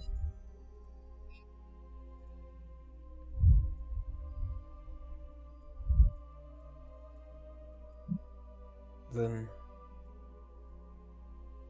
I will leave Elysium.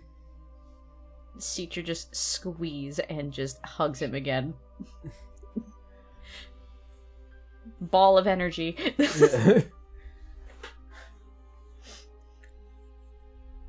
As all of you make that certification, you hear a voice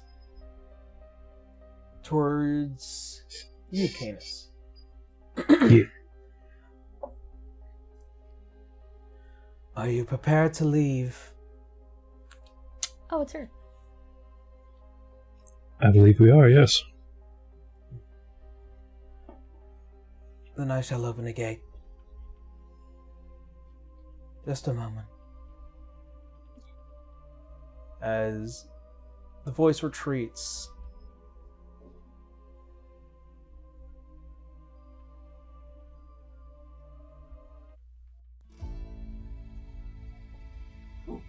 you see as Unseen head turn as a faint golden spark begins to split and open. And as it begins to widen, as all of you go to approach, there is this moment of this is a familiar magic. And then as Messine goes to turn back towards all of you. This is not... As jumping through this massive portal, the head of this adult red dragon appears as it pierces through, as well as on the back is this heavily armored red knight with a spear in hand, as it looks down towards all of you, as you notice behind you as the actual gate back to Centauri begins to open. Uh-oh. As Mincine points towards all of you, run, go! What about we gotta you? Go. Yeah. Go. As Can't let them get in here. she draws her blade as this massive burst of light comes, as two wings of hers splays out, as a spear is thrown. Canis. Yeah, 23. that'll hit. As Wait a minute. How close is he to Wenry? oh, We're all about standing close. next to each other. Yeah. Right next to Okay, each other. wings. No. Yeah. +5. As Then it'll miss. one of the massive wings spreads out as it barely gleans off of this metallic gift, and it nearly cuts one of the straps on the side of your armor as it right over your shoulder, as you notice this massive adamantine spear. Yeah, time to run. As all of you begin to run, as you see as Mincine goes and begins to assault towards the dragon, you notice as you're leaving this red knight, as it jumps and barrels towards you, Canis, as it draws their blade and it goes to attack you. 19. That'll miss. As you turn and you raise your shield, as the sword clashes with your shield. As you look at the blade, it is a familiar blade. It is a blade that you saw the day that you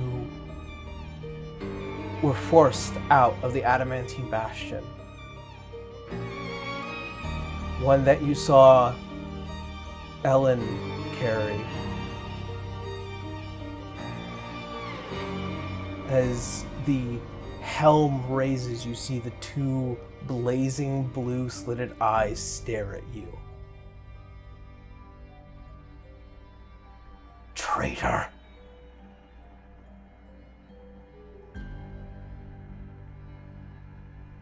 He has to run. He'll have to deal with this shit later.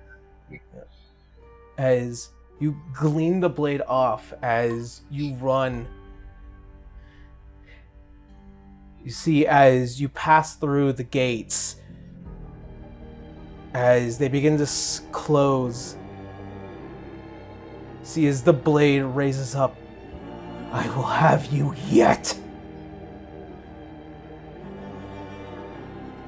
And as the doors shut, this slam in the air as it just bursts and then dies down as all of you make it within this massive center,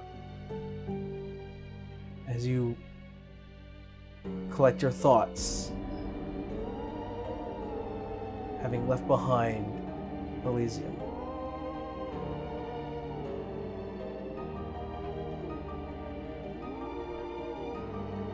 Well, that was a surprise. Uh-huh. A dragon and a knight just came through a portal directly into Elysium? Yes. Looking And I for- can only assume that it was my daughter and my first son. Say that again? I have no idea what happened while I was gone. But we didn't exactly have time to have a chat with them now, did we? No.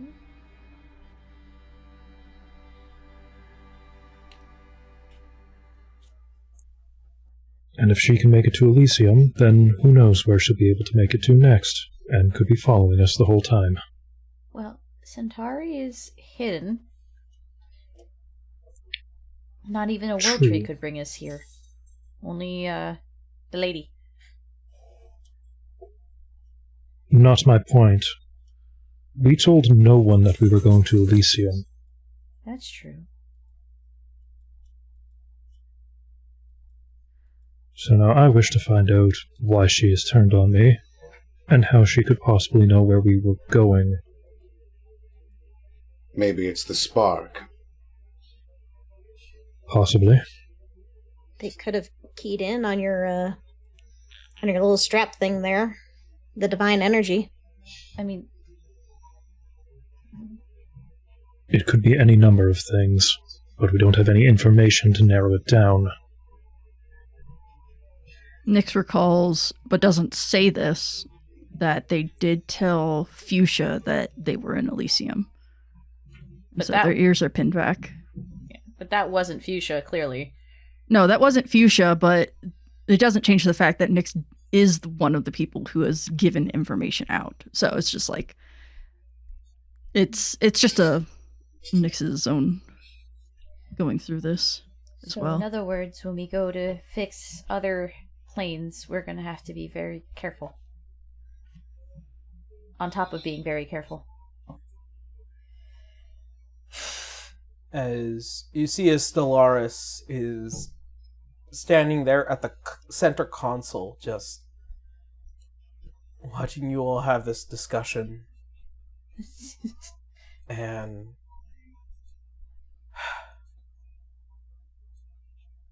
a further discussion for recent developments, then. Yep. Rest Hi. now. Rest now. We'll speak of this matter later. Or nodding her head. As at that point, we're gonna go ahead and take a break. Yay! Hooray! Yeah! Alright, break time! I'm gonna go eat.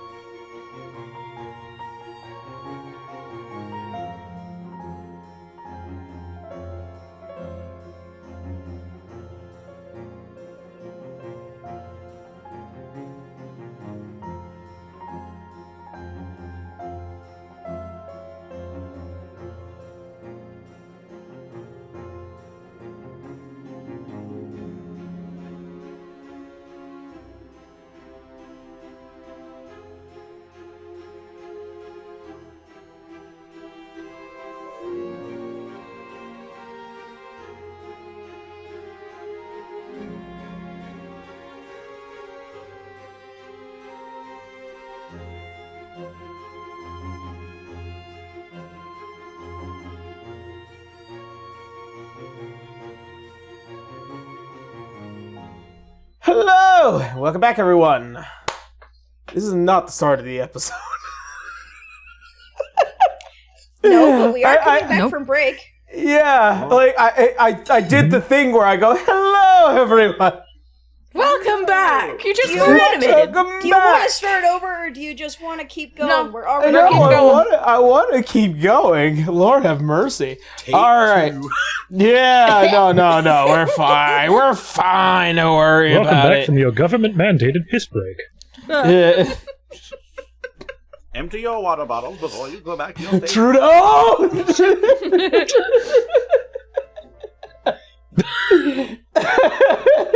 Why are you yelling, Trudeau? I have bread. I don't know. I thought it'd be funny. I felt it relevant to you because you made the joke. God.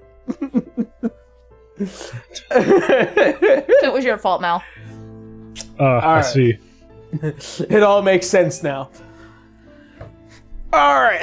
So, with that, as you guys have returned to Centauri, as you all decide to take a break, catch yourselves, get a breath, as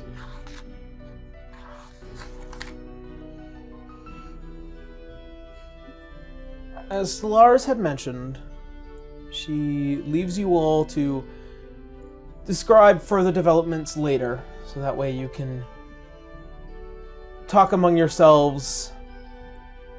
Yeah. Citra is just explaining to Salazar what happened and where she's at now. Like, it's like, yeah, this darkness thing. It looked like Orcus then. It looked like me, but weird. And it was just, it was a while. And I had to eat the flame apparently. And now And do here I you am. feel stronger for this? Does she?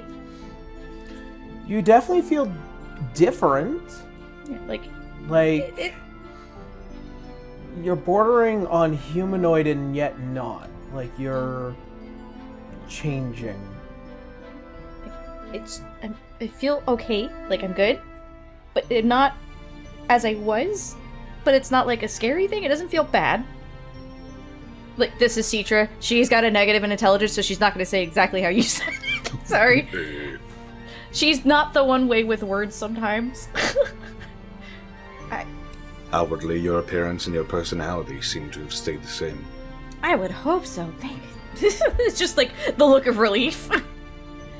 But yeah, when I was in there, I thought I was supposed to just, reignite this flame thing. And then it was, I have to take it, and apparently that's how Paylord did it. Which I didn't Intriguing. know. Would have been nice to know.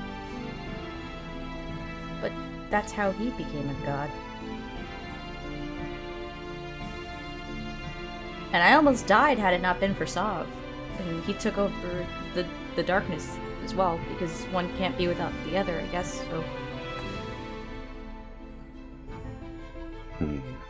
It hurt, too. But I'm still me? So...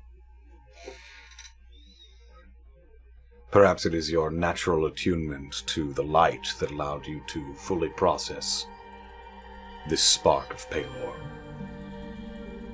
I guess. Or maybe you're just stronger than you thought.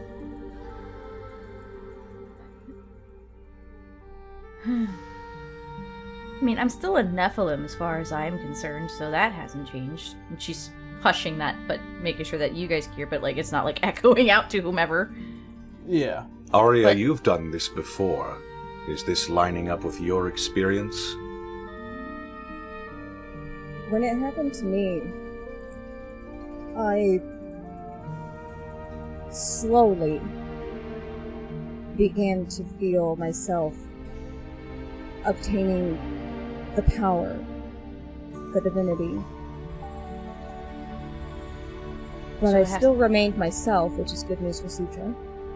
But it has to grow, essentially.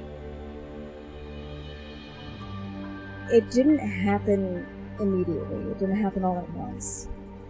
I didn't even realize it was happening until later. You're underwater. Sorry, no! Discord did the There we thing go. where it puts you Yeah. underwater. Yep. Alright, try that again. Okay. It didn't happen immediately. I didn't even realize what was happening until later on. So. Hmm. But it brought Sav out of just being a soul. Like, he has a heartbeat. See, as he Returned kind into of life.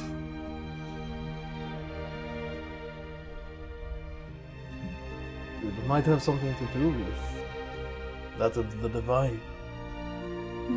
as he looks towards you, Arya. There are tales that were told of how you had lost your original mortal form, using it as a means to chain away the Dragon Queen.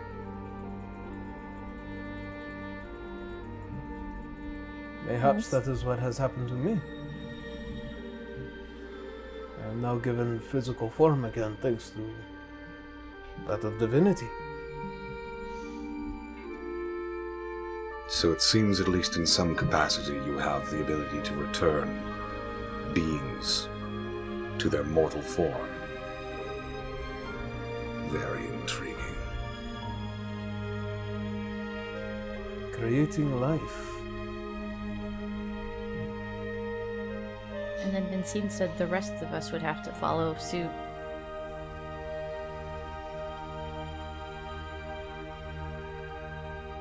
I mean, if you think about it, Roy is a god. Who is a god against a group of gods?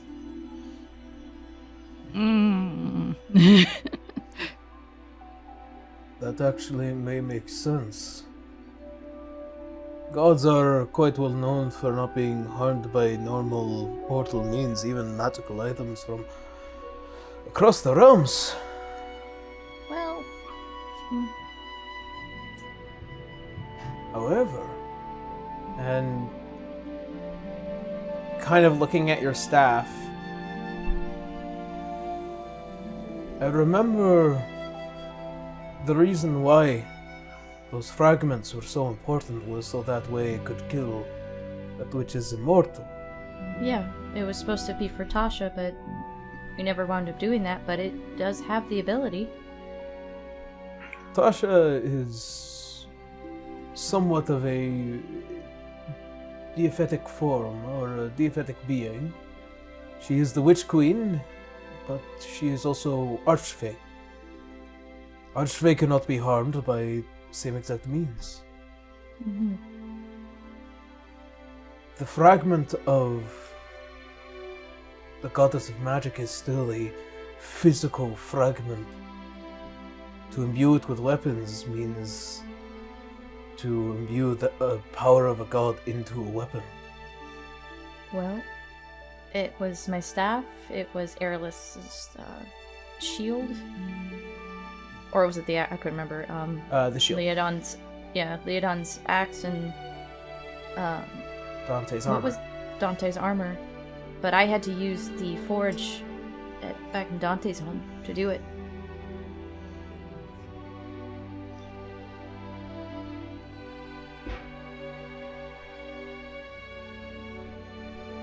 As the head kind of turns towards the lot of you. Assuming that we already know that the Goddess of Magic had returned to Rutziheimel, Mm-hmm.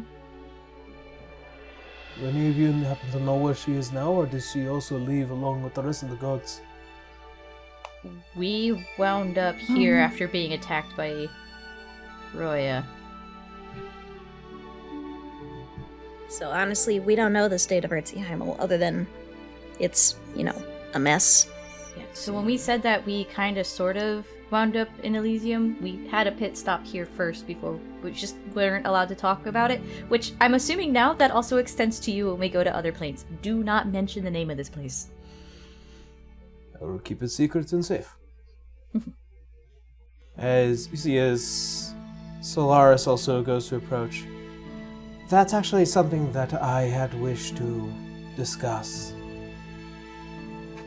As I had mentioned before, I am looking for a particular soul, one that was bearing the starbound tome.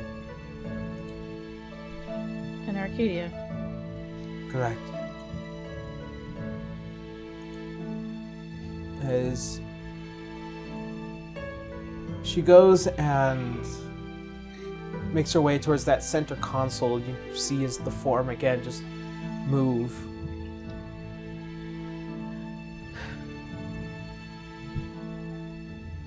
Had there had been the lack of a goddess of magic, as revealing again Urzi Heimel, there would have been a spell plague. However, there isn't. So she's still here. I'd have to assume since the weave is intact, so is she. Correct. I'm assuming she's hiding fairly well then, if Roya hasn't gotten to her. Which is the main reason why I need the starbound tome. It is her creation. If we are able to locate her with the starbound tome, then mayhaps we might find an ally within our midst. So I think our next move is Arcadia?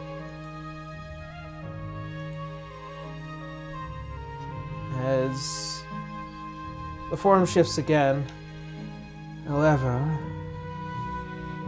as I might have failed to mention, the intensity of what has happened in the Nine Hells, there are matters there that also need to be handled.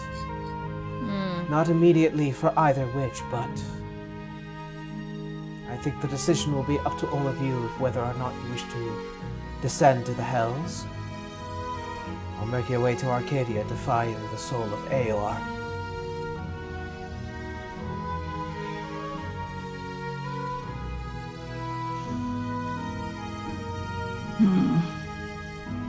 Well, it can kind of be assumed what the Hells might be like. How about Arcadia? Arcadia is a unique land. It is where once the Forge Master had once existed before he left during the Exodus. As see as a projection comes up from the center console, this massive, almost square-like piece of land, massive. You can see what looks like to be several tunnels that go deep within it, and on each face is one of these magnificent and beautiful cities.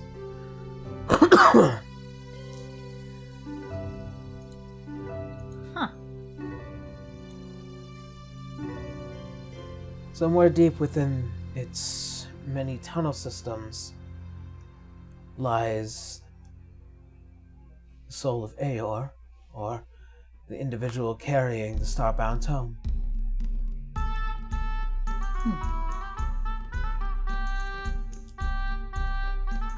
Well, we have a direct idea of what we need to do in Arcadia. We have a thought of how we're going to handle the Nine Hells. If the spell worked in Elysium, it can work down there, I'm sure, with the same thing. Mm-hmm.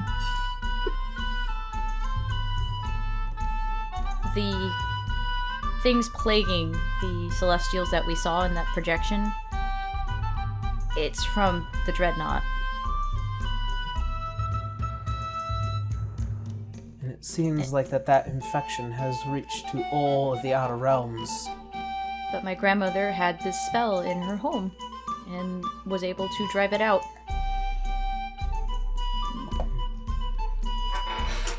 And that puts you all at the top of the list to solve these problems.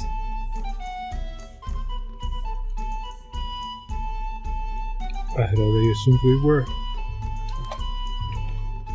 The fact that you survived with what happened in Elysium has allowed me to confirm confidence. So yes. See, that's the spirit.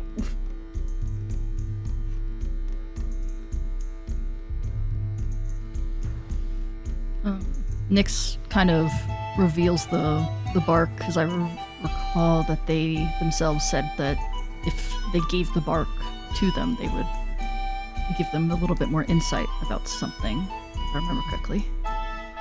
Oh. Yes. As she is handed the bark, you see as it kind of just like floats in the hand a bit, her being this massive form, as you know.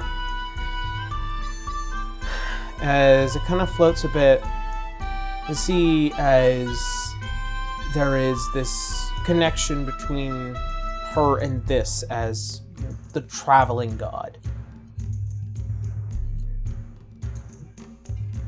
I may need to research this for a bit, but something tells me it is unique specifically towards you. Nyx nods. It was a gift. It was gifted to me by the World Tree. As she kind of keeps it kind of in the hand, I will continue to look into it, if you would allow me to hold on to it for the time being. It would be dangerous to take that to other planes, I would assume. Depends on who it is that would find use for it. I doubt many know its true power, can feel upon it. Even I have still many questions.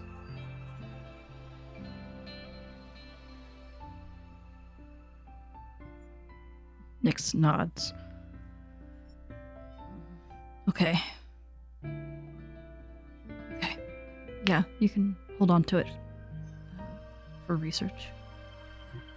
See as a small orb surrounds it as she allows it to float towards that back desk where it kind of hovers over all like the scrolls and notes and various books that kind of pile high. At least if it's here, she can keep a direct eye on it. Keep it safe.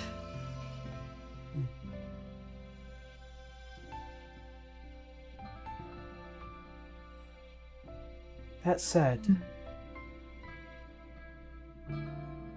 I believe there are two decisions that need to be made while we are at it.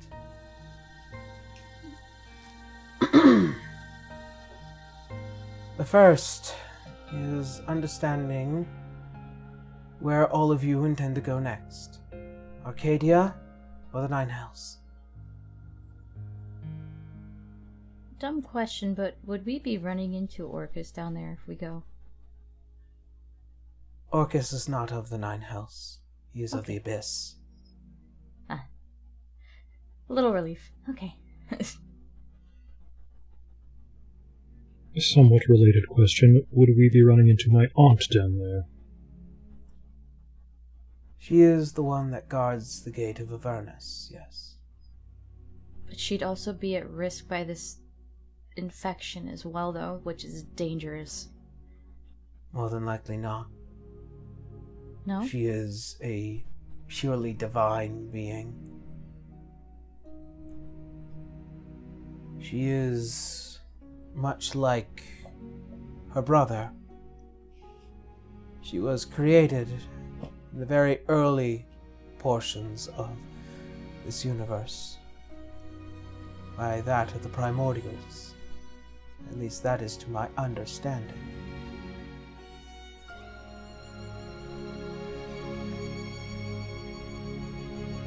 Well, it's up to you guys.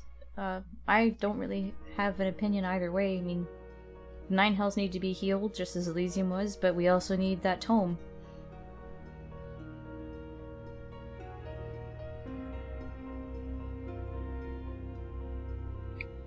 I would say getting the tome first would be more beneficial.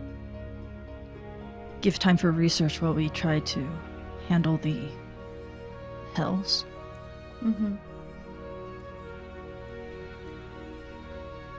We also have to consider us being watched or followed while we are outside of the safe haven. Yeah, Keep in mind, that is still very concerning. yes, we were followed at one point near the end. I mean, That is very concerning. It's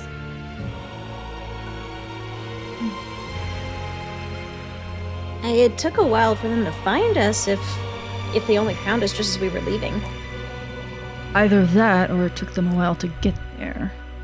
Can't really determine if they found us sooner and was having trouble getting there, or if they found us then and immediately got there. Either way. That's true, and now that they found us once, It it may will go faster become next time. Yes. Correct.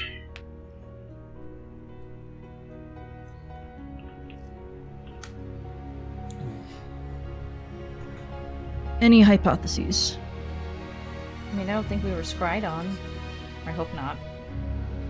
No, they certainly can't find you here. No. However, knowing Roya, he might be a bit more cunning than one might think. He's not sending himself personally to deal with all of you.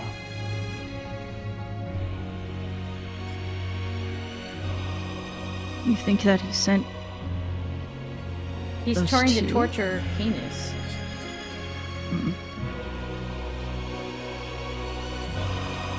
Makes his ears pin back a little bit. And if you wanted to kill him, you would have done it back when we were first attacked. He's enjoying himself, I know that much. Citra's trying to be very careful how she's wording it, because also, that was Sob's friend as well.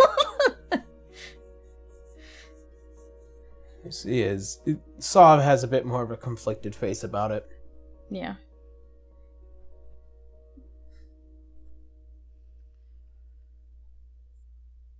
If we find a means, we could use his need to torment you as a point of gaining an advantage, but we would need more information.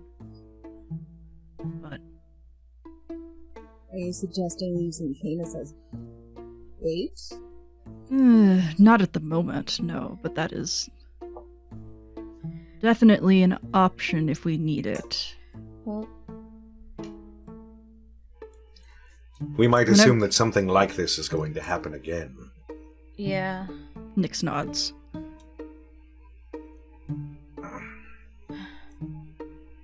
I feel But like I imagine also that it's going to get worse from here on out for you, Canis. Torturing somebody, either emotionally or physically, you start with the weaker stuff first. So, the tome it is?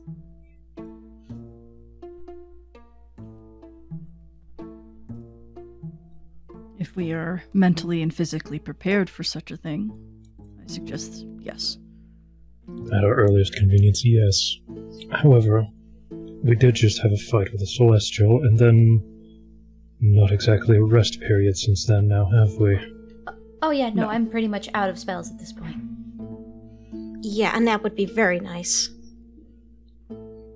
Does Sob actually feel tired now? Yeah, he's a little haggard. It's like, oh, it's been years for you feeling tired, huh?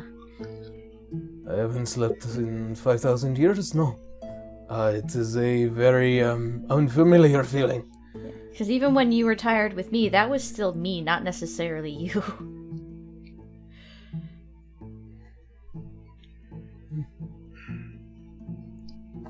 Whoever is wounded can come to my room. I will treat you.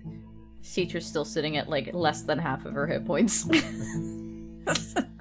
I can open then. my doors as well if you guys, if we want to make this quick. Yeah. That said, as you see as Solaris,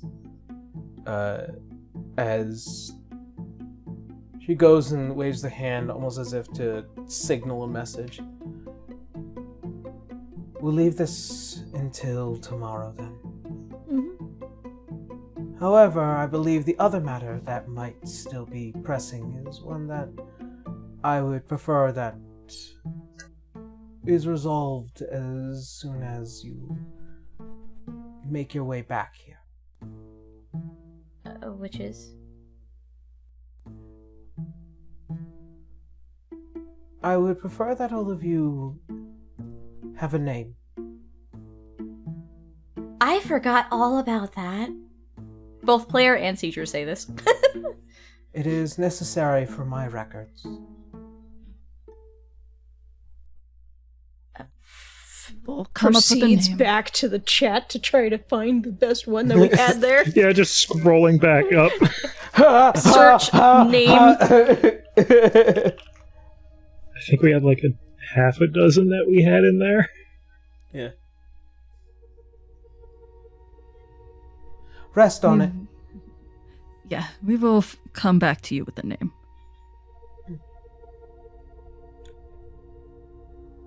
Well then, by the sounds of it, it seems I must prepare you all for your trip to Arcadia. Yep. Gather yourselves and rest easy. She nods. Teacher just kind of like thinks for a second and just, she feels different, but she's able to just go, and then halo and wings are gone. Oh, that would have been real awkward walking around this place like that. Yeah, don't do that. You should probably hide that too, Sav. Oh, it's just almost as if, like, for the first time focusing and just, you see as, like, that black kind of retreats. Yeah, just think about into hugging them yourself and it and- just disappears into Yeah. you or something.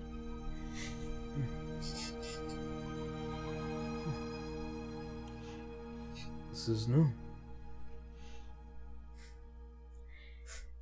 Feeling that's going to be a lot of that. A lot of new. As you guys see as the doors that make for elevators open, you see as the knight, as he exits out.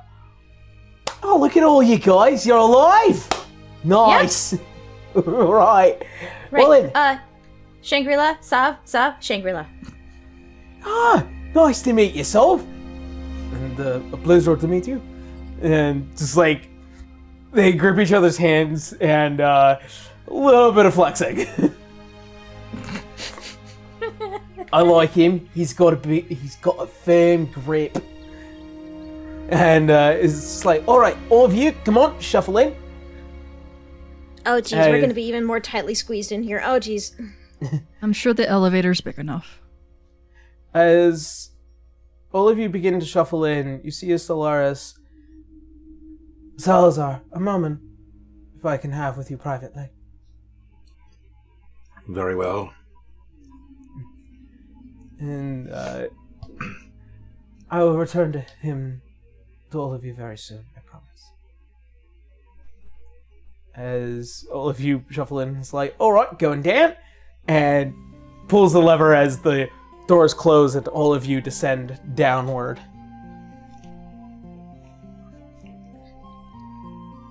Anything Salazar else just- exciting happened while we were in there? Yeah, no. I got sent. I got sent towards Ghana. It was horrible. Actually, I fucking hated it. Oh, I'm there. so sorry. Yeah, no, lots of angry demons. Lots and lots of angry demons. It had to do with the guy that you guys roughed up with. It's neither here nor there, really. Do we need to give him another talking to? Nah, actually, I think it's more his problem than it is all of you. Let's just say, getting one of his guys killed has pissed a lot of people off, and they wanted to know who did it, and I said to fuck off, and yeah, it's neither here nor there. We didn't mean to make a mess. Honestly, it's kind of fun to watch you guys make messes. Listen, we offered him the opportunity, and just he decided to be difficult. So As all of you continue descending down, Stellaris goes to approach you. Who's you? Salazar. Oh, Salazar. That's me. Okay. Don't die. I've been trying not to this whole time. Damn it, Connor, Same try here. harder. I'm leaking goop. I'm sorry. No! Salazar just folds his arms and looks up. I'm assuming she's much taller than him. Oh, yes. She's like a 9-10 foot tall woman. Yeah, he just folds his arms and looks up. Thank you for your time, Doctor. I assume this is important. It is, actually. I find you to be quite the discreet one, as well as knowing you for making deals. There is a particular person that I have helped in the past that is carrying a very unique piece of information that I am in need of. I was wondering if you might be willing to act as the intermediary, as a way to make sure that there is a decent amount of distance between me and them.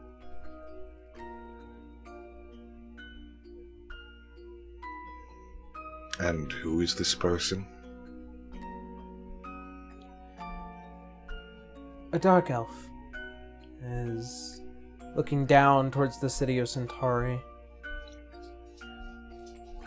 Much like you, she is the last of her kind before the reemergence of them thanks to the sword goddess.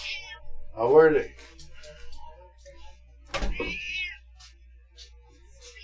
She was abandoned by her goddess before she perished at the hands of Arya. You're referring to Lolth? Yes. I suppose I can sympathize with that.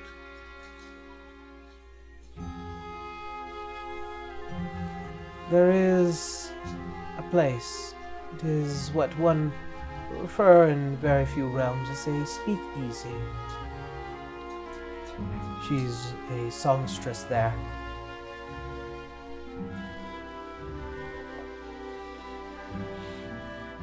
As she looks back towards you. Lithania is her name. Lithania? Yeah.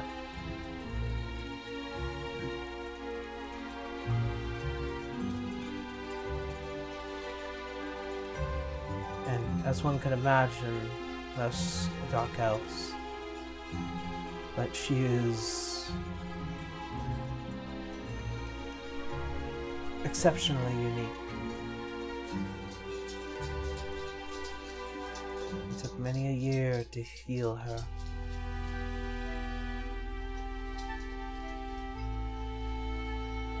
I'm also sure that she is unwell. And so you want me to treat her? Correct. But truly, I ask for something twofold of you. And therefore, as she goes and extends a hand, I am willing to give you two things, should you so desire. Two things. Magical This could be artifacts. anything I want. Within my power, yes. Spells, artifacts, information.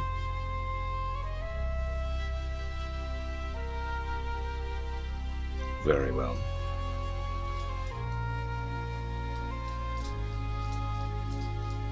I thank you then. As she goes and extends a hand. This is a divine deal. And obviously she cares about this individual very much. but is willing to put distance between herself and them to do this.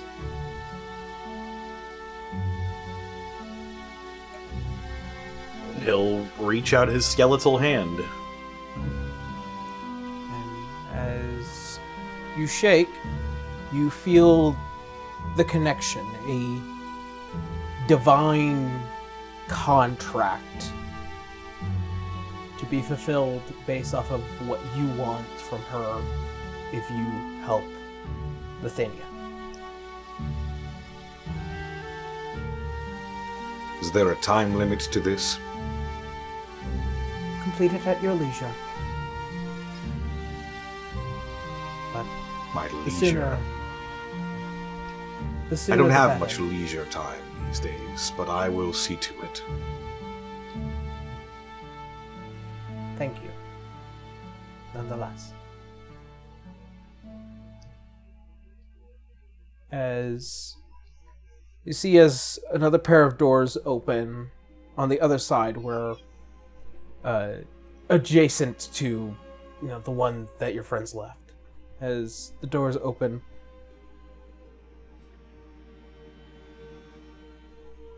you're free to leave. He just simply turns around and leaves.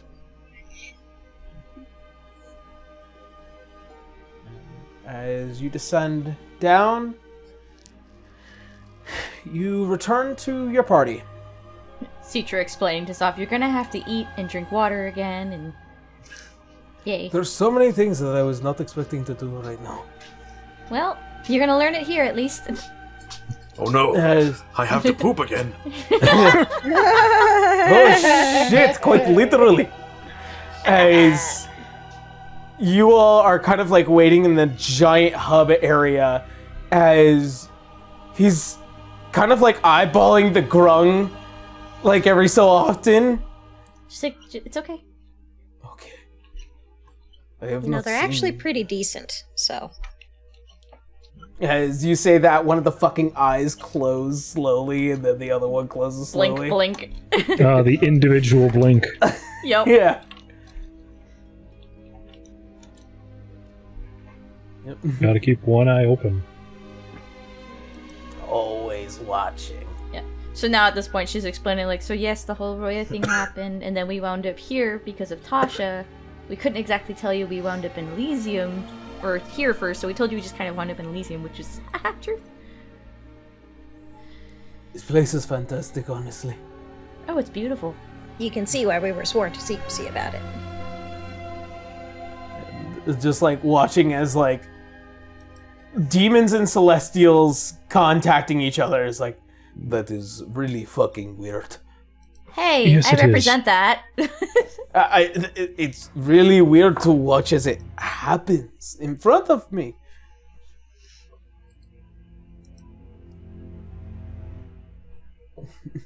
As it's just like the the turquoise green jacket as it just reappears to all of you as Salazar re-enters the party.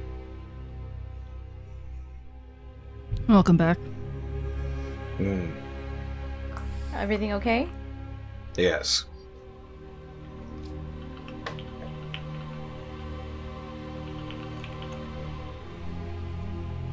Let's go to Okay the then, inn. so. Yep. He's a man of few words. You haven't figured that out yet? Yeah, that's pretty fair.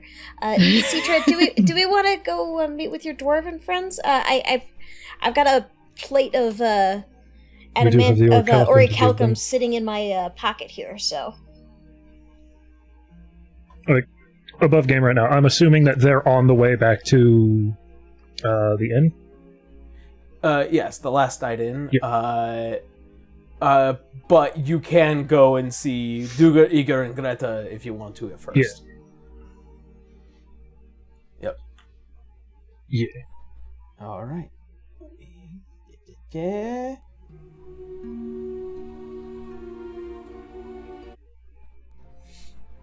All right. As all of you travel through the streets of Centauri, as you find yourself in this much more spiffy shop since you guys had left. A little bit more alive as you see that things are now in full swing here, as the forges are blaring, the large plumes of smoke are now being stacked out properly. You notice that the sound of the forge is much more ringier, and then you see as Greta kind of finally looking up, "Oh, you're all back! Look at you! You're alive!" All right. Well then, well, I got some good news. And looks at Arya. I got something straight from you. As Eager kind of like, and he's just like, he's a little embarrassed, but like he kind of like steps forward a bit. And then you see as Duga's like, "Oi, I need you back. Come here." And he's. It just goes back to working. And it's like, "You can thank him a bit later." But, and you see as kind of brings out this rather sizable suitcase of what looks like to be kind of this gold leafing around it, as she clicks it open and turns it around and lifts it, revealing this beautiful set of bagpipes. What looks like to be this very fine material that's wrapped around it with a bit of the plaid design, the lining, as well as what is kind of like that fluff that kind of wraps around it. Looks like it's made from some kind of ancient bestial hair.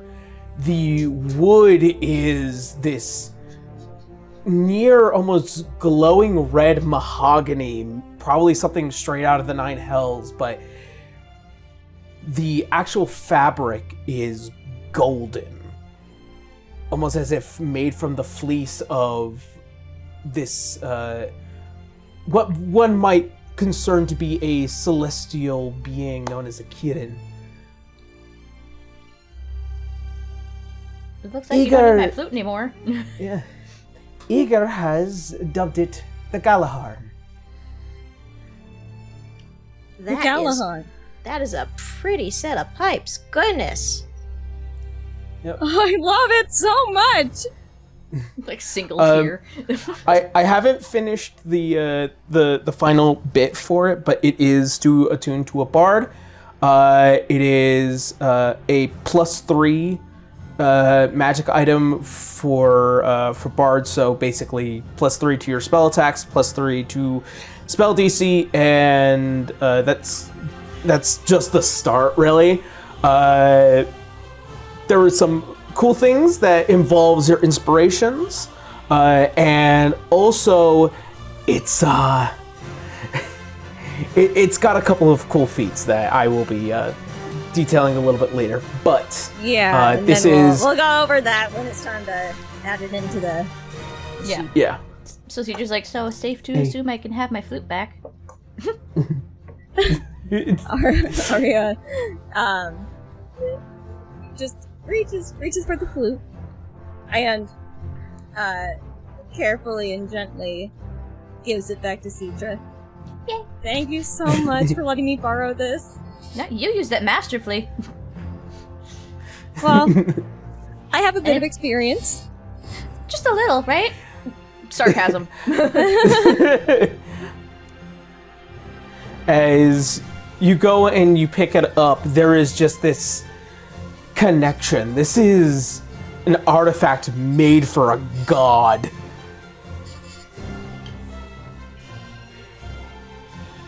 This is the most magnificent instrument I think I've seen in my life. And it feels like the wood is perfectly polished. The feeling of the whole bagpipe is soft to the touch, but yet there is that firmness of the inside of a bagpipe, and just it is master crafted, this thing. And as the hammer finally descends down one last time, see as Eager kind of just like now jumping over anvils and, dodging furnaces and stuff like that, as he's just like, okay, do you like it? Do you like it? I love it! I'm so glad! Just hugs it. Yeah, Arya just I'm holding the bagpipes at this point, right? Like touching it, examining it. Yeah. Okay. So I carefully secure the bagpipes with one arm, and I use my other arm to pull Eager into a hug. You see as just the very proud face of a dwarf. I'm very glad that I really like bagpipes, and I'm glad that you also like bagpipes. And I get to make bagpipe for a goddess. It's so amazing. This is so cool. It's just, I'm happy. Oh, it is one of my most finest treasures that I have ever made. It's one of the finest treasures I've ever received. Your work is amazing. I hope you'll do this for the rest of your days, and I'm honored that you would make something like this for me. I had to sneak into the forge, to some very special forges in order to make this, and let me say, Kirin hair is not easy to acquire.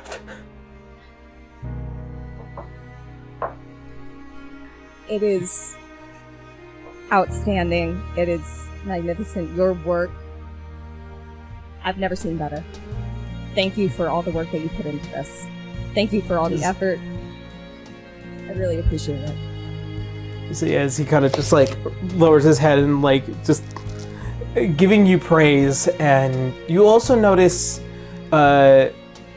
towards the bottom of the main pipe that you blow into, you see with what looks like to be a maker's mark, as well as on the other side the symbol that has represented your godhood.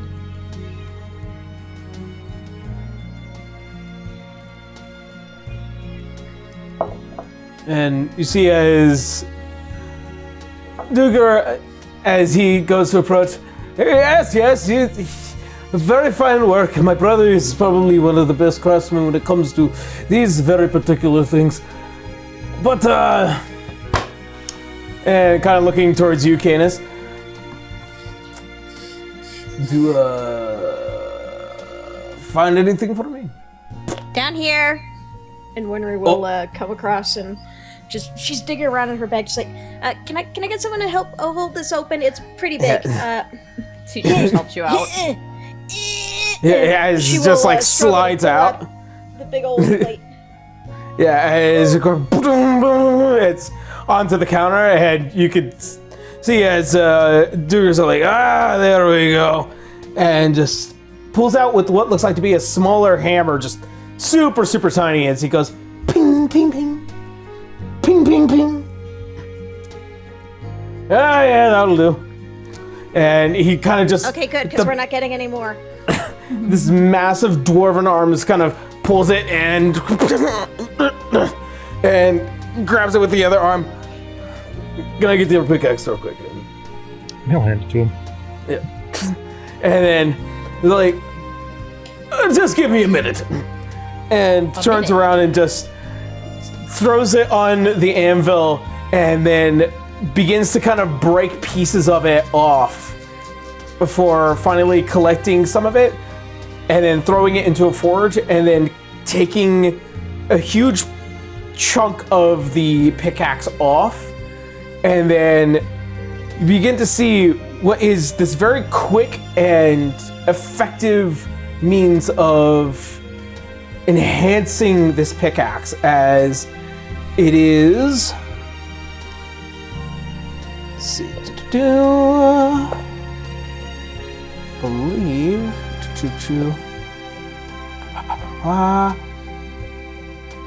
I don't think I have it on Roll20 just yet, but I do have the document for it. As it was a slumbering, it is now Siegfried's Lament stirring.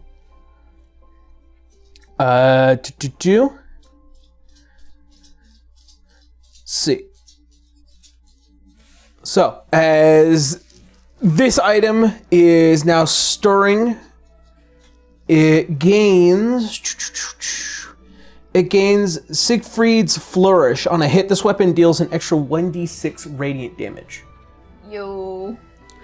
As it is pulled out of the forge, and you see, as it gets put back together, you see with what looks like to be this much more detailed pick head, and along the handle, you see it now beginning to have like these kind of twisted chains that go from the head all the way down towards the handle. And on the side of where the pick is installed, that wrap of metal now has a much more draconic form to it. And you can see with what looks like to be this massive, almost draconic eye that has been installed thanks to the orichalcum. Fancy. And as he just taps it a couple more times, and he just goes and tosses it towards you, Canis. He'll catch it, inspect it. Faster than I thought it would take. You're talking to one of the most foremost and most best craftsmen from your kingdom, really? The most. Yes! Most! Add more mosts and we got it. What will it take to further awaken it?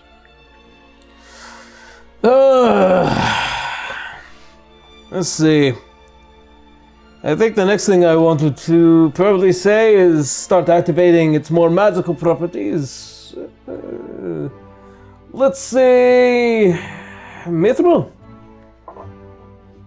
Nice chunk of mithril. Wish we'd have known that sooner. We could have picked that off the golem as well. I asked if you wanted to get anything else while we were there. She did. Well, I assumed that this was all we needed.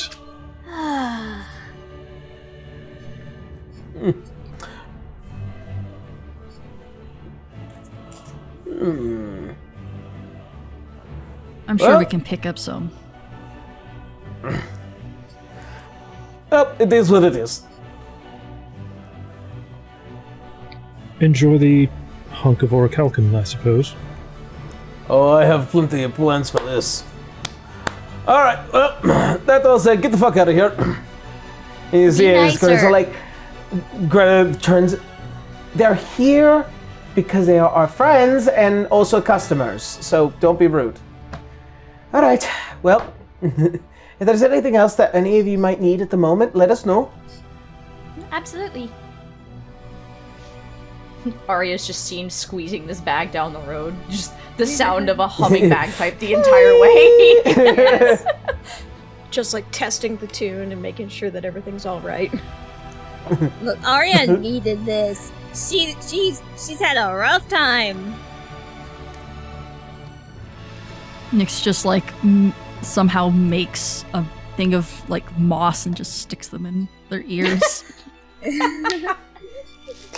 All the way to the end, it's just the shitty recorder versions of any song. Hey, I know how to play my flute, alright? Don't ever call it a recorder. Also, like if you insult the flute, you insult them. And she points back to Duggerdiger. It's just that one girl from Bamburi. It's just...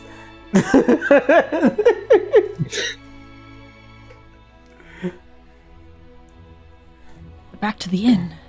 Yeah. All right. As all of you make your way back to the inn and kind of collect yourselves and beginning the process of catching up on some rest. Nyx is nervous about going to sleep and knows that they cannot contact Fuchsia while here before their long rest. Citra just wants to heal from the, like, 3rd-degree burns. Where's Salve gonna hunker down? Citra's got enough money to get him also a room. Okay. Citra's the only one that actually had money on her, which is funny. I mean, Nyx has money on them. I just didn't add it last time, and Nyx was not going to pay for people that they didn't know. First, she's very sad right now. Citra was a monk that just had a lot of money because she never had use for it, and it just sticks around her, so she just keeps it to help everyone else. Salazar could probably take that one room, and then Sob and Citra could bunk together. Okay. And Citra's like, we're friends, but I'm pretty sure you want your solitude back. I would think you would want some time with your Brother. bride.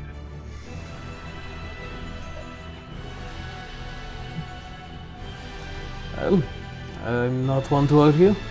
It's also kind of nice to not be inside of somebody else's head for once. Yeah, though adjusting to you not being there was really weird for a while. I would have to say the same thing. It was too quiet. Yeah. Just like, it kind of reminds him of the very quiet abyss Void. that he was in. Yeah. So, I'm assuming long rest? Yes, as all of you go to rest.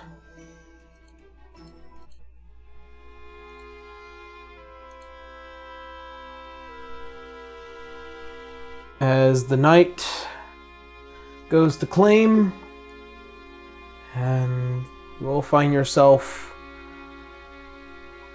peacefully in your beds.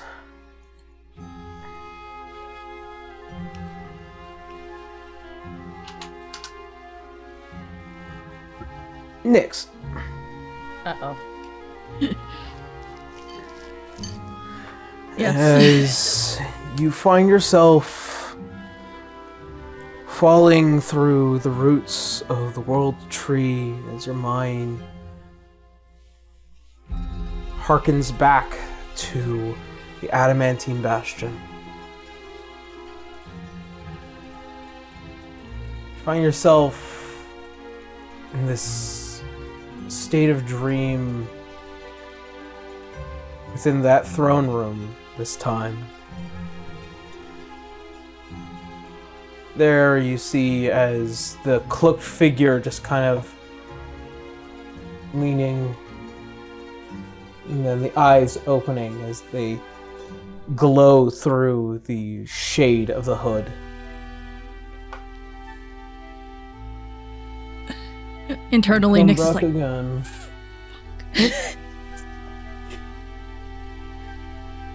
yeah, internally, Naturally, Nyx is that- like, fuck. God damn it. Sorry. Am I truly that dissatisfying to interact with? Huh?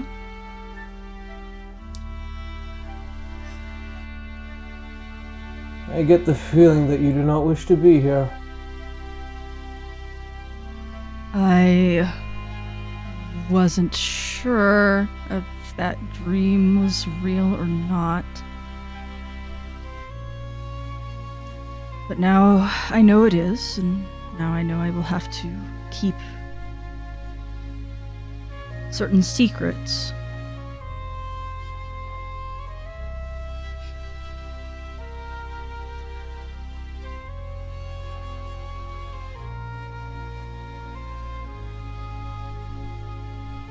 Then I suppose our deal continues.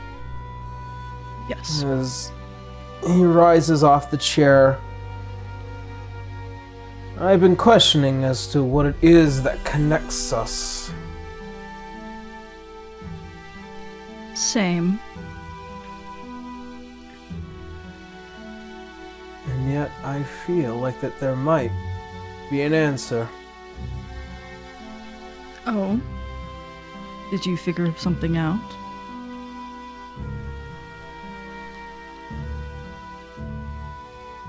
Follow me. As he turns and he roams through the entirety of the adamantine bastion.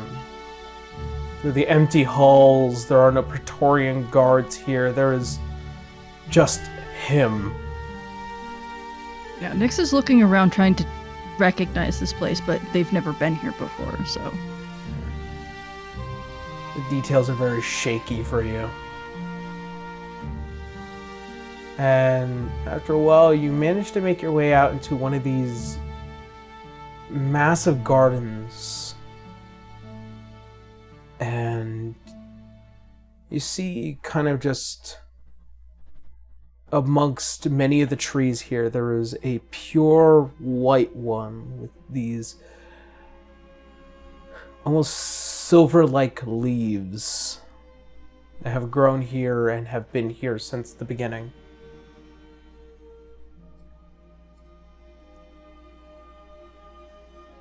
Oh.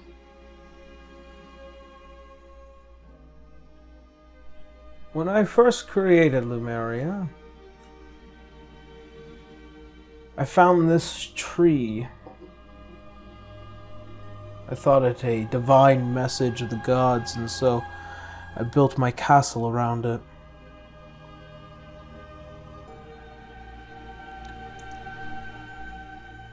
Even now, I still wonder if that was true.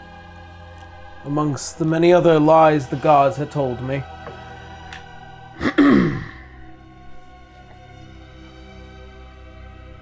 And yet, it looks towards you kind of just over the shoulder. There's something else that tells me otherwise.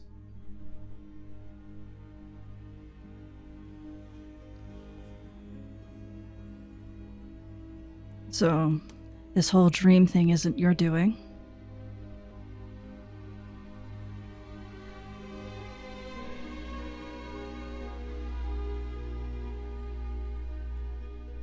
And it's not my doing. As far as I'm aware, at least.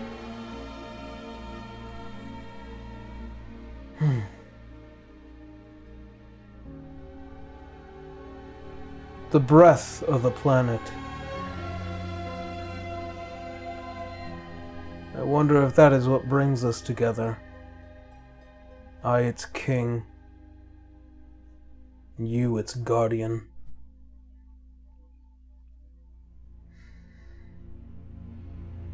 I remember the first time I met somebody here before as well.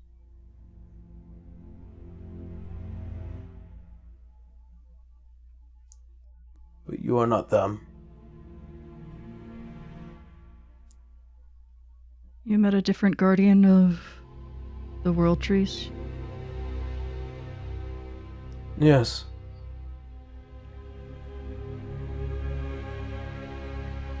She was I had a quite vision beautiful. about them.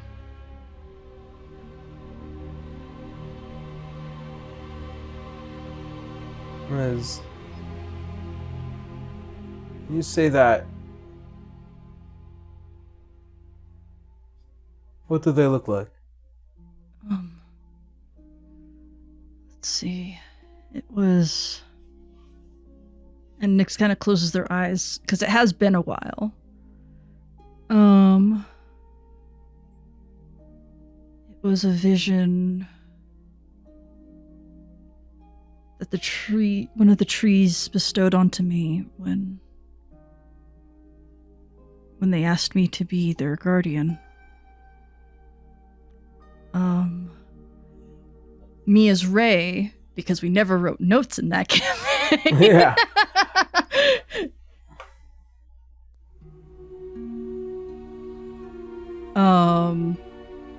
I believe it was a male form. Yeah. It was a cursed male form that was shoved into the tree, sickening it. And it was forced in there by an Umbrian or Lumerian. It was an Umbrian. It was Umbrian. Modius. Yep. It was Modius himself. Got it. It was a vision of a male figure. I believe they had tints of blue, if I remember correctly. A male figure? The one who got forced into the tree? Or am I getting something that of blurred that. with something else? Something Okay. else. But Okay. as far as you're aware, the cursed form was not. Yeah. Okay. It was the cursed form of this being. And I believe Modius shunted him into a tree that I got my gifts from.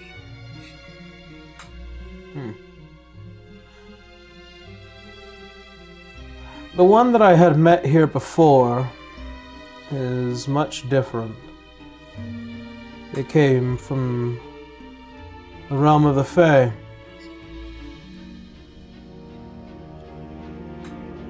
She was beautiful beyond compare. She said silly things all the time. And thus I became fascinated.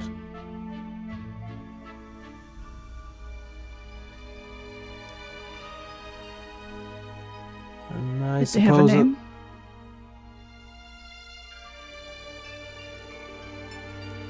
They did.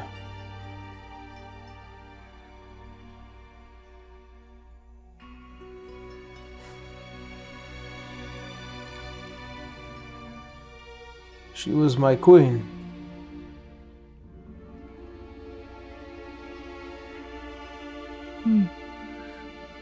When my country came to fall, I had sent her along with a few others away to protect them.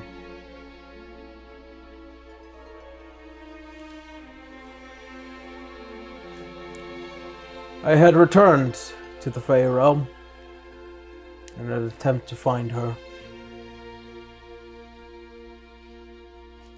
I found out that she had perished. She died of a broken heart, as the Fae are prone to do.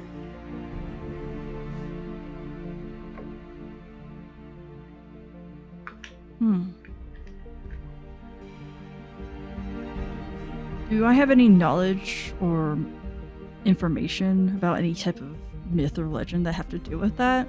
Like, I know I don't have history, but as a druid and such. Probably not. Okay.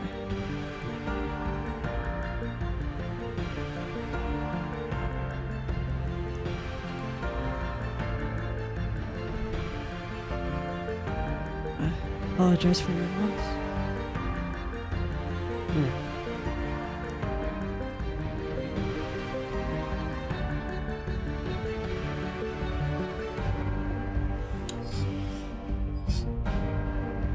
Must have hurt greatly back then. I didn't get to mourn her then, as I do not get to mourn her now.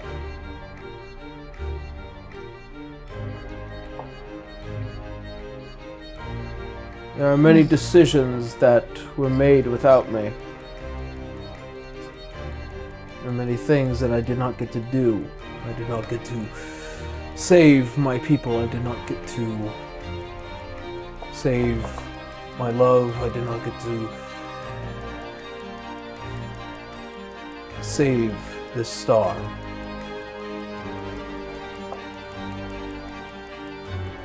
I intend to change that.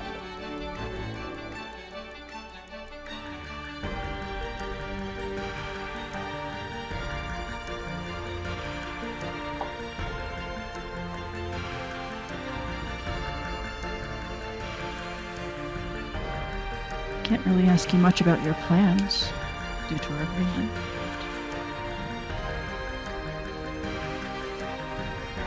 That is true. And as such, you are a unique case in which I wonder what to do with.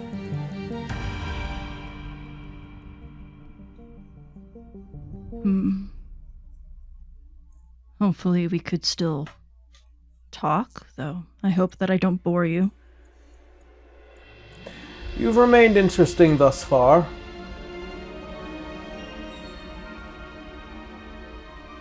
May I ask a question?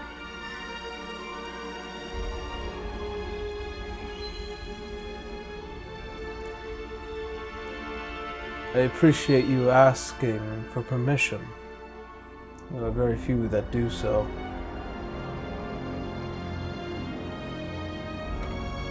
I will permit you to ask your question. Where are we?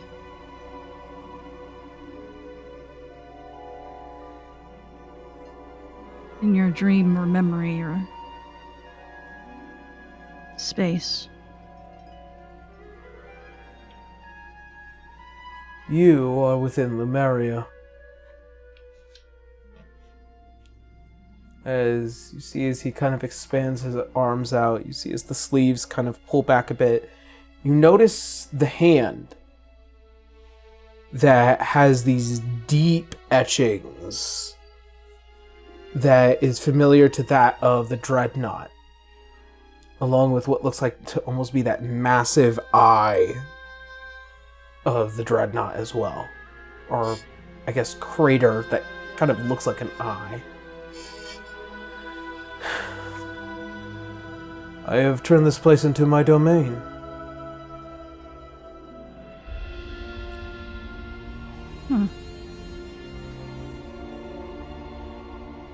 Just never recognized it, so I was just curious. It is beautiful, is it not? As he goes to approach you. Nyx is looking around. My gardens of Lumen. My castle. My everything.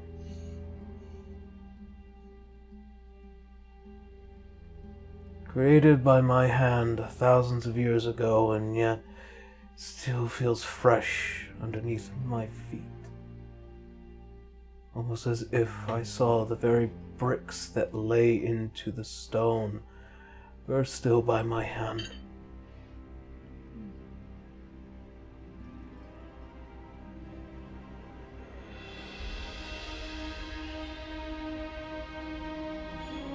It's very, very fascinating.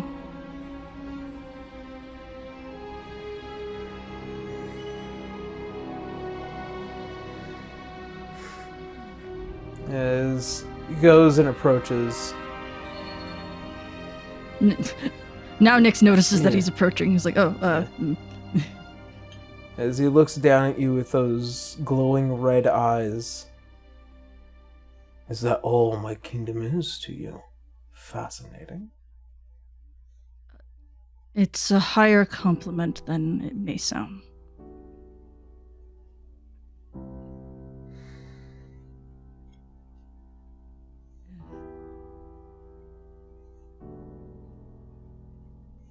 It's a lot to take in.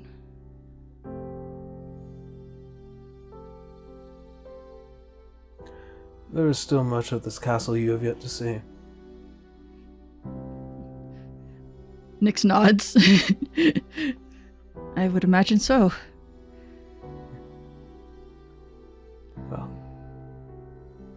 I do love the gardens.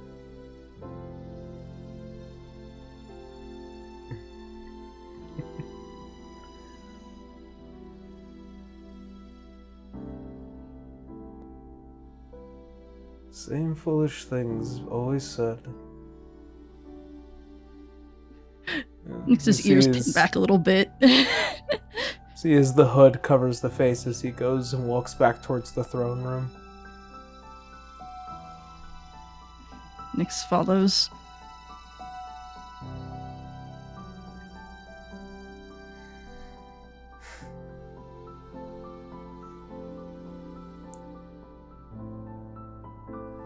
And as you do, as he goes, finds his seat again, and he goes to sit and just leans on his fist.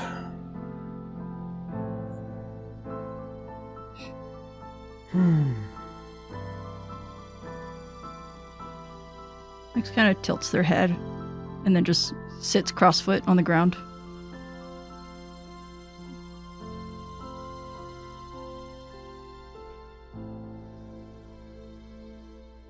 Does such a thing comfort you? Oh, this?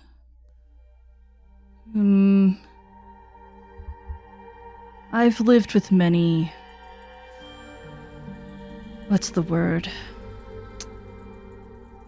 I didn't live a very luxurious life, so I'm quite comfortable with being on the floor or in old places.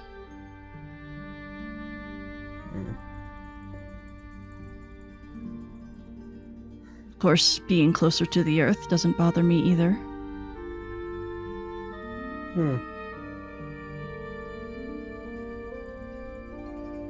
I suppose. I grow tired. More than usual.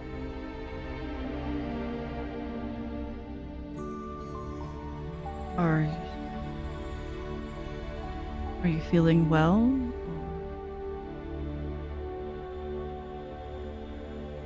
Just tired? Don't pry too deeply. I dare not reveal to you anything I do not wish for you to know. Right.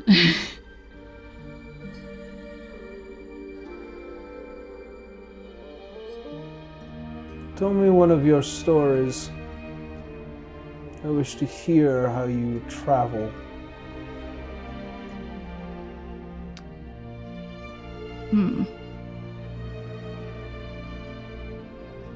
Travel your star, or just in general? You intend to flatter me.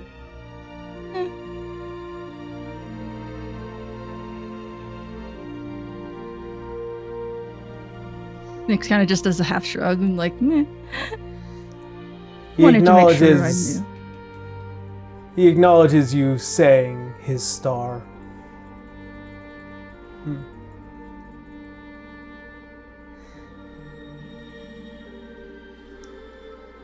As he bends forward,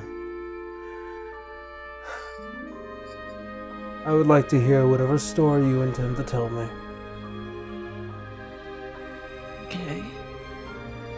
Hopefully I don't have a boring story for you, but I will tell you about how I obtained my gifts, I suppose, since that was an earlier topic. And Nyx will divulge the story of how they and their companions were off to rescue another companion, how they gained their gifts, and how they fought a mecha dragon. Like, I ain't telling you shit about what we just did. However, I got other like stories. Nyx is like, I'm gonna tell that part. This is also why they phrased it the way they did, but it worked. Yeah. As the night passes with the long tale,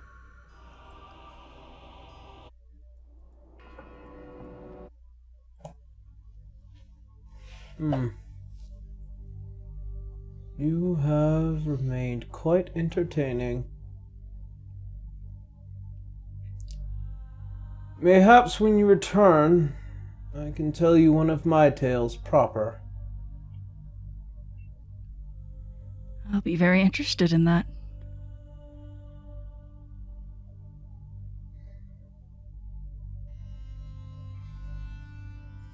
Very much piqued my curiosity. Then until then, Guardian. You see as the head kind of tilts and rests a bit.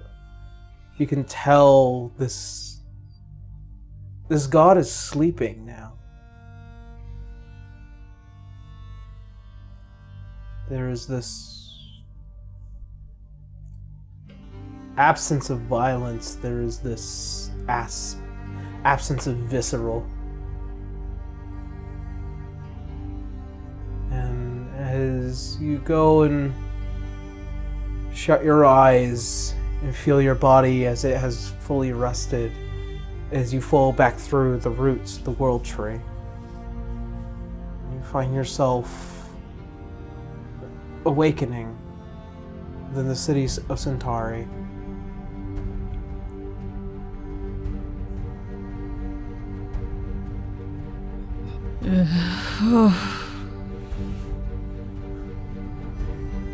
Oh, this is gonna be very interesting. Because Nyx was under the assumption that they would not be able to contact anybody while in Centauri, so that spooked him just a little bit. But they didn't wake up as much of a panic as they did the first night.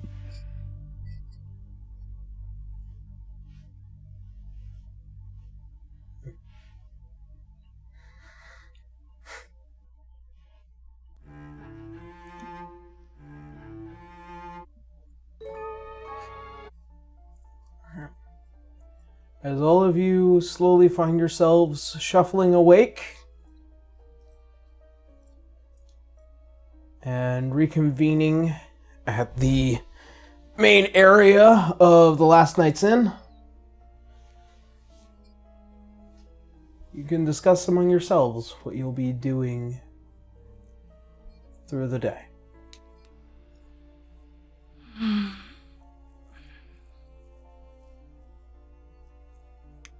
I mean, we have to eventually go back to What's-Her-Face to make our decision, right? Well, we've made our decision. So what was the name we were going to give her? I don't know what we're going to call ourselves. I had forgotten her asking us that before we left for Elysium, to be fair. And to be honest, we were kind of busy there, so... Yeah. Not exactly having time to brainstorm a name. We didn't really either when we came up with our name back when we were with Azure. Sav, you remember how awkward that was. That it was. Well, Azure ended up naming us, I think. Yeah, because we couldn't figure it out. Yeah. My group was called the Astral Corsairs. I don't know about you guys, but... We were called the Azure Crest back then. It really worked because we were on a boat that was, like, made of stardust. It was great. Oh, that sounds pretty. Oh, you would love the Nightwish. Sadly, it's not the Nightwish anymore. But that's a... But I will be happy to give you a tour when next we get a hold of my darn ship. Really better be treating it right. It feels a threat down his spine.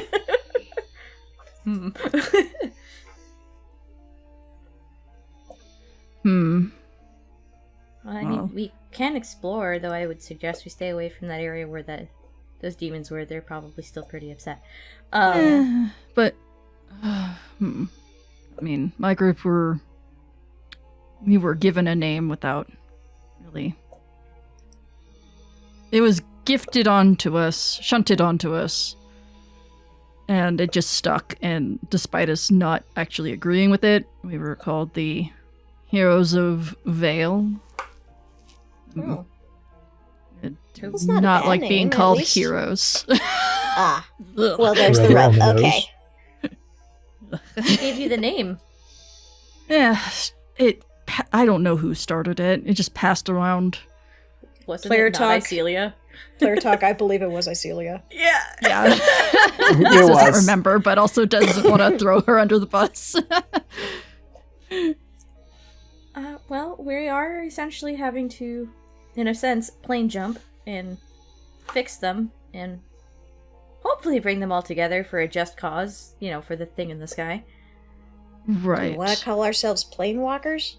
That's a spell, though, or something like I know, but plane walkers. Star walkers, I don't know.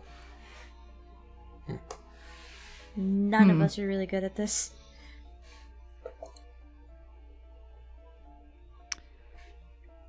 Aaron gets Wow. this crew of super creative people together. We can't name ourselves. We gave a bunch of names that no fucking one writer. decided it. I'm an artist, not a writer. What do you I expect? put all your guys' names and a few recommendations into the main chat there. So, And I do have a link in the chat there as well, if we want to just try. Anyway. Okay. Yeah. They're all in frontiers, all collected. Wayward Vanguard sounds about right, because we're just kind of like putzing around to each freaking plane right now. Yeah. I guess Kind so. of like that one. Yeah. Dawn Guard sounds too similar to one thing. To Dawn Right. Yeah. Let's see. Connor brought up a point of one of the other things sounding like another thing, and then Yeah. And I Astral brought up Wardens, but we already have Yeah. Astral Corsairs. and then the other Yeah. ones you came up with, I'm like, that's a little too on the nose for Dragon Age Veilguard right now. yeah, I was really sad about that one. I was just like, yeah, this one matches everything, and I was like, oh, it's a game that's coming out. Fuck. Literally in October, yeah. So I think the Wayward Vanguard sounds pretty good. Yeah. I agree on that. Yeah. Yeah. I'll go for that.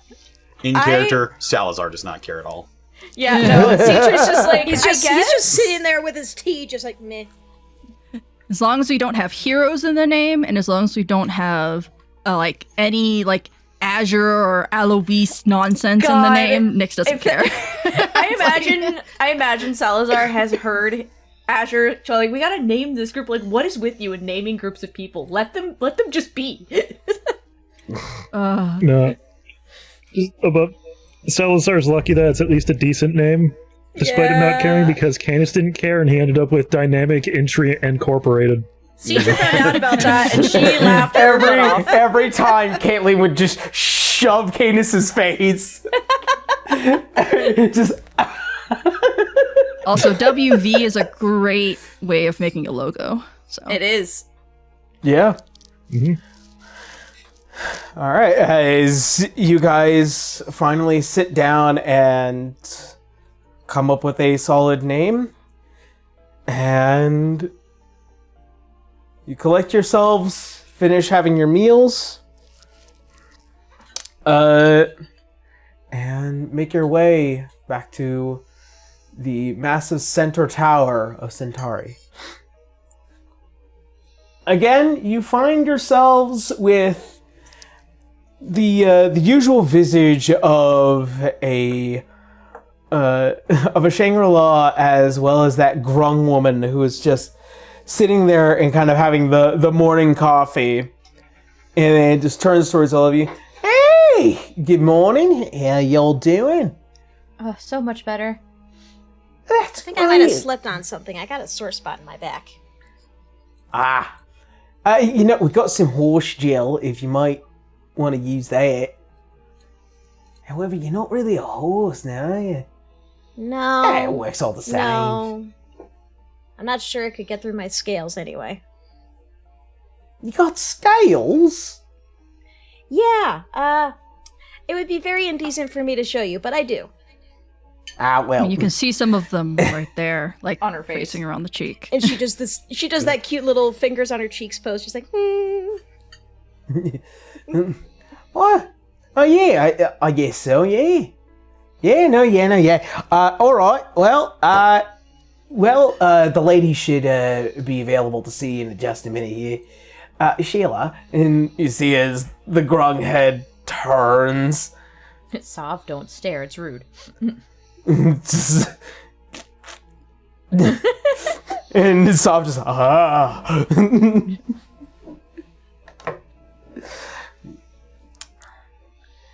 and it's just like I still don't trust them entirely. It's like Sheila. One day Like- we'll win you over. She doesn't really trust anybody. She barely even trusts me. Barely. Like I said, barely. yeah, Better than nothing. We'll get there. And you see as she goes and like hands over one of the keys towards the large lifts and hands it to him. Well, alright. Well, this is actually pretty much the first job of the day. I got a lot of places to get to. Be safe. Yeah, well, first things first. Come on, shuffle on in. Right. As you go and sees the doors open wide and find yourselves rising up towards the lifts and towards the top. Again, here we go. As the doors open, you find yourself before the lady once more. As you all exit, you see a Shangri-La. All right then. Well, it's been nice seeing you all, and hopefully you come back alive from Arcadia. Best of luck. Yep. And see as he bows his head, and then as the doors close, and see as it descends down. Morning, Olivia. Morning. So, let us get back to the topic at hand of where you all intend to head to. I think we've decided Arcadia. Very well. Yes. As she goes and prepares what is that giant center console, as you see as the large door that leads towards that symbol that creates Arcadia. As you see as energy begins to build, there is a time that allows it to kind of construct, and see as that large line of energy beams down from the center console towards the door. Well then, I believe all of you are well and aware of what your mission is. Find Aor and bring him back alive and safe. Mm-hmm. You also wanted us to give you a name, right? Oh, yes. Something that I could put down for the records. I think we've collectively decided Wayward Vanguard? Wayward Vanguard, Yeah. It's probably not the best name we could come up with, but honestly, kinda it's better fits. than nothing. Tis not a bad name. Certainly there are worse. Canis has that faraway look. As you see as she kind of swings the hand around, as there is just this building of a symbol, a sigil that creates this design that best represents all of you. And as she kind of puts it between the fingers, and it just creates a card, almost like this magical tarot card. My. It'll be interesting to see how far this goes.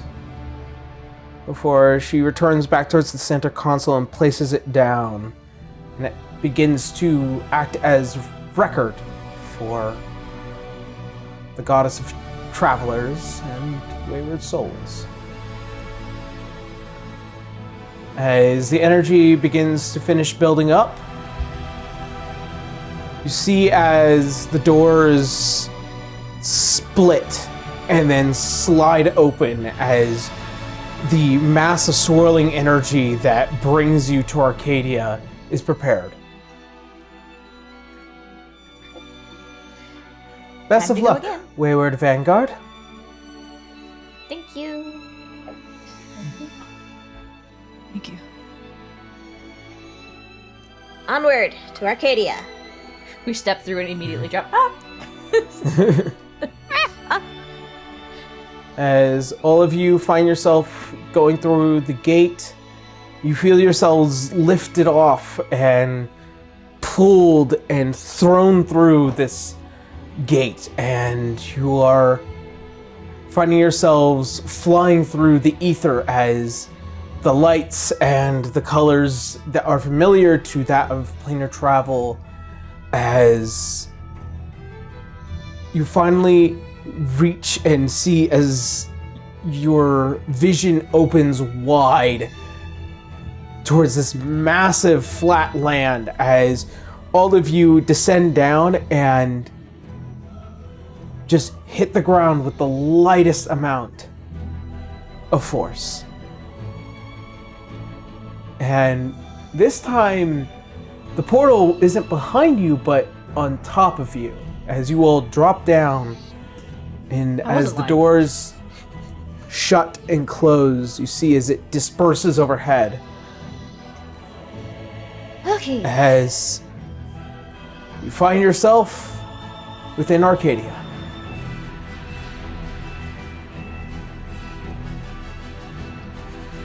Oh. What does it all look like? It's perfectly flat land.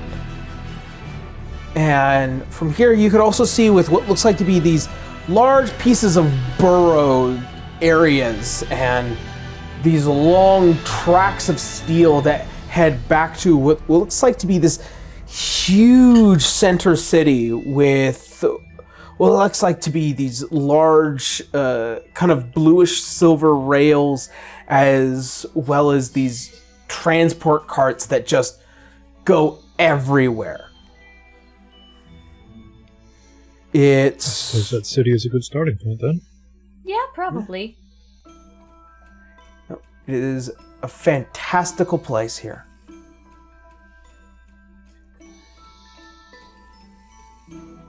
How do we catch a train? Well, I Looks don't around. think standing by the tracks and waving will exactly help us. Yeah. No. I mean, I don't mind walking as long as it's a bit. About how far away does it look like we're from the city? Looks about to be a quarter's day travel to get there. So, about 4 or 5 hours of walking. Well, most adventures involve walking. A lot of it. They walk. Yep. Walk.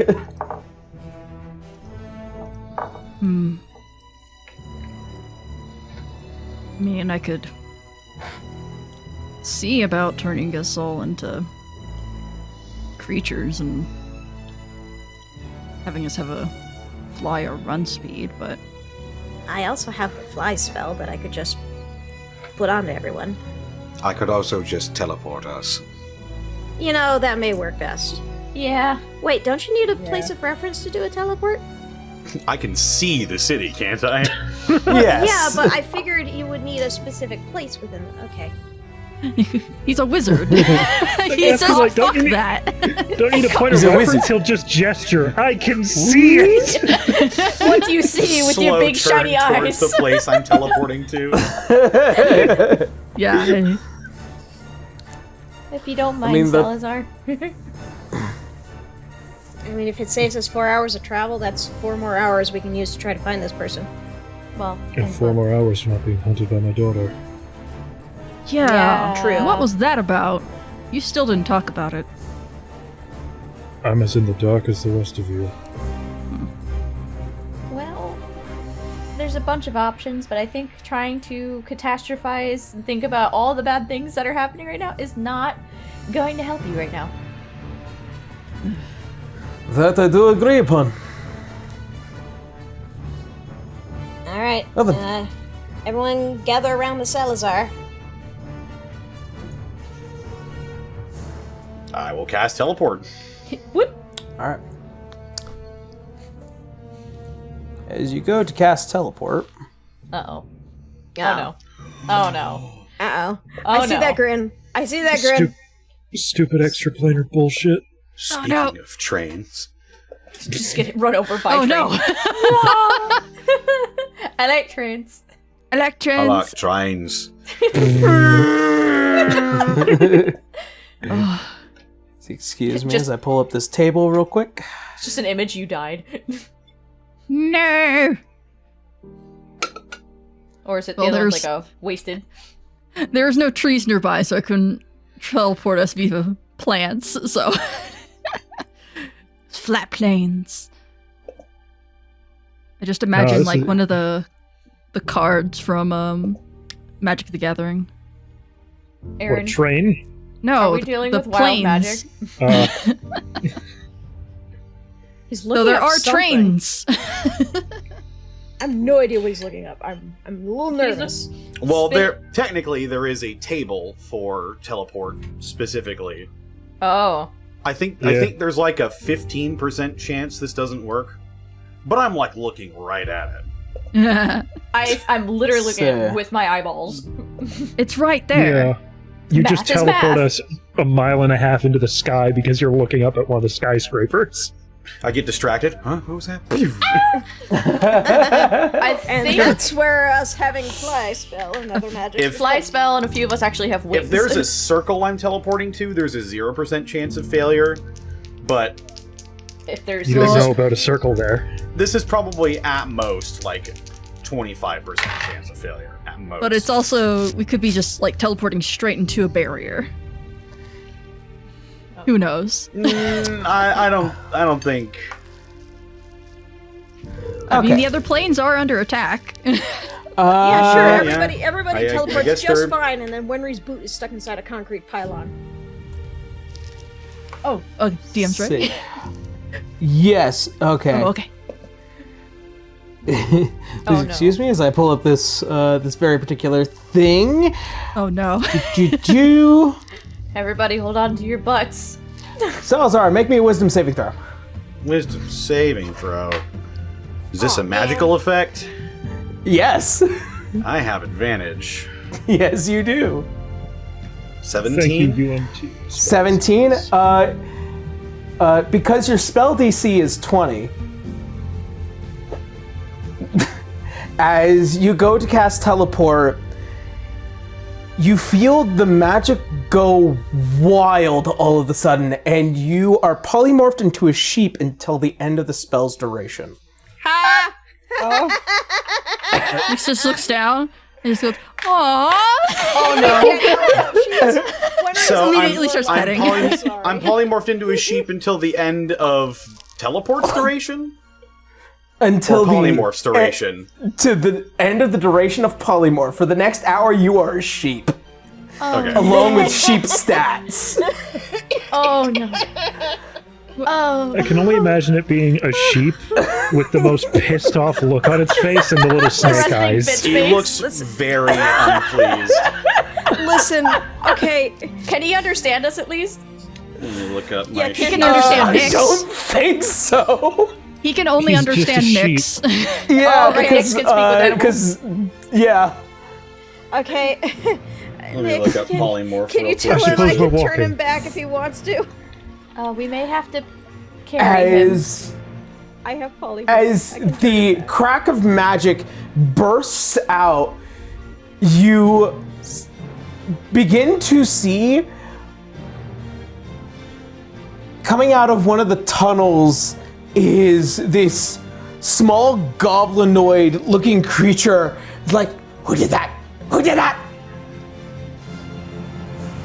As just Teacher like just you steps can in front of the see sheep to block you can it. see with what is kind of just this this elongated face with a kind of a pointed chin, a relatively simple nose with these long dreads that come down, and they are cloaked in like this very nice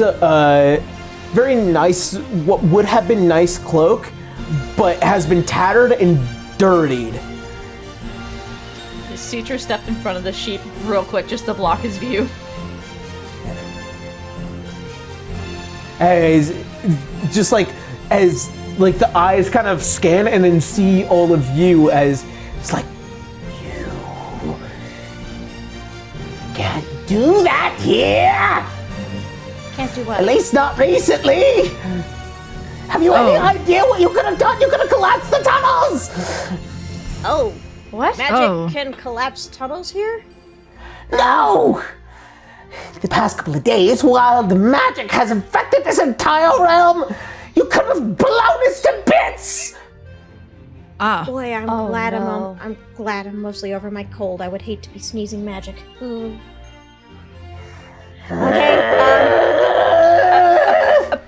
Apologies, We apologize. sir. We apologize for the interruption. Thank you for the fair warning. This is just as it goes down, and then it comes back out. Who the fuck are all of you? New to town. Nobody's Wayward new Vanguard. to town.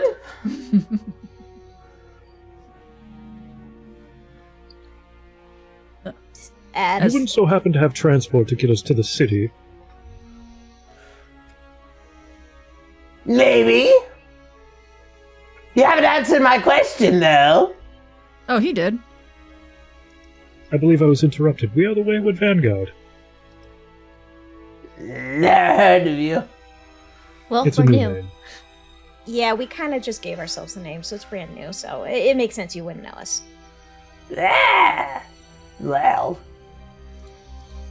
best of luck with that. As you see, he crawls back down into the hole, then it comes back up. What do you mean, new from town? Out of town, whatever. Noon town. We just Well, came you've to seen this how plane. crazy. You've seen how crazy your magic's been. Yeah. Who's to say something crazy didn't? Who's to say something crazy didn't send us here? Solid game logic. Yeah. Above game, before the conversation gets any crazier, has Sheep Salazar wandered off in any direction? No, see, Oh, just Nick's yeah. next to him. Nix has petting the Okay. sheep right Nick's is now. holding on to his wool. Meh. Okay, sorry, continue. Does it be this really low, annoyed meh?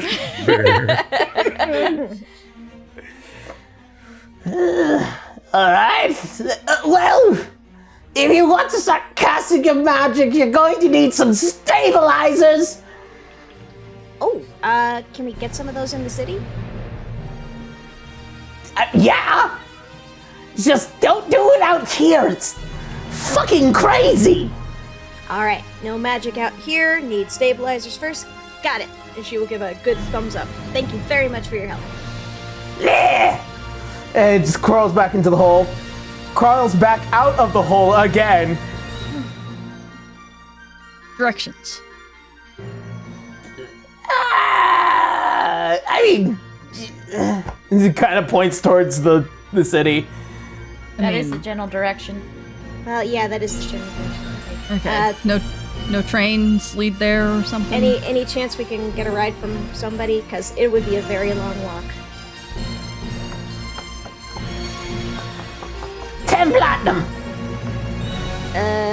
How much is Slow 10? blink, like, do Yeah, I don't look like have I'm that. made of money? Like, them in their ratty, like, tattered green clothes? No, but you have a king, 2 tieflings in gold and blues, and yeah. Fuck. You guys Yeah. gotta look more poor. Yeah. How much is 10 platinum and gold?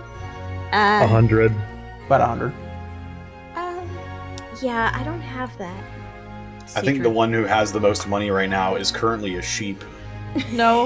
Well, yeah, that's true. The next one after that is Citra.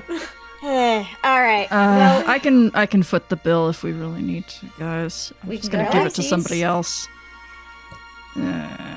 It's 100 GP, right? Yes. Yeah. Okay. So 50-50? We can do 50-50. Okay. Nick's kind of like hands it to somebody else, just like Citra will do it, it's sleight fine. of hands to somebody else so they don't look like they have the money. Yeah, Citra will just do it, 'cause she does look like she would. Okay.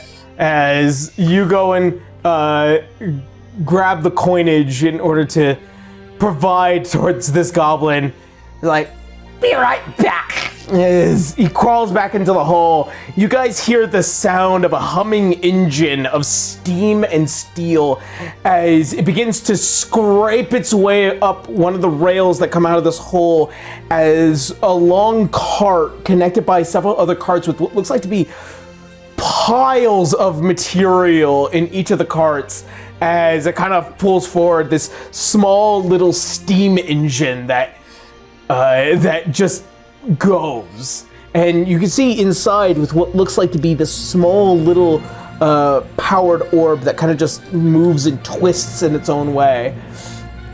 All right, in the carts! And don't forget your sheep. Yeah, someone help me carry Salazar. I think that would be Canis. Canis will. just picks him up. Now you have to pick him up from under the belly. Just. He's gonna try to kick you, so keep his legs away from like you. You have to keep his legs on either side. He's gonna try to bite his hand. Cetrich is gonna turn around and be like, try not to. Don't hurt him. Canis, as you go to Salazar, reach... it's gonna be okay. He's just getting you onto the thing. As you go to reach for Salazar,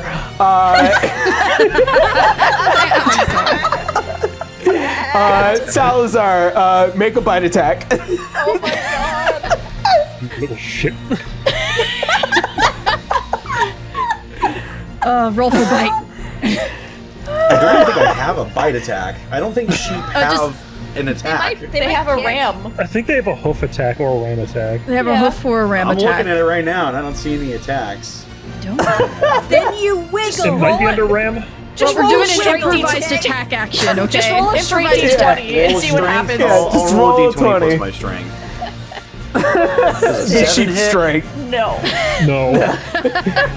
It still bites him, but it's just, Metal. yeah. Just Cetrich just pats his head like, try not to fight him. We're just going in the cart. It's not gonna last forever. I'm sorry. You gotta work on your sheep bleat, buddy. It's angry as shit. Very angry. A very angry sheep. As you all, like, slowly and collectively make your way into this minecart, as you all settle in. And as you hear as the scraping of the metal precedes you all to make your way into one of the many cities of Alexandria within Arcadia? Arcadia. Arcadia. Okay. The city of Alexandria within Arcadia. Okay. Got it. Thank you. All right. And with that, Connor, Yeah. can It's for low you time. be roll for me? That depends. He's bad. From a sheep to a goat.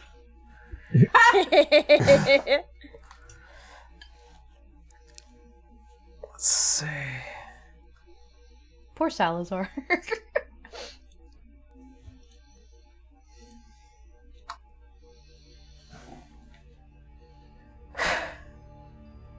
You have been within the astral for weeks now. And time has progressed so far as events had unfolded since finally getting past the void.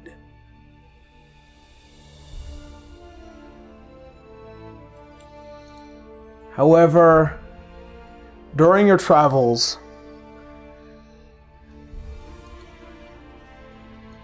you had ended up crossing the paths of various individuals who you had fought against and fended off to the last. However,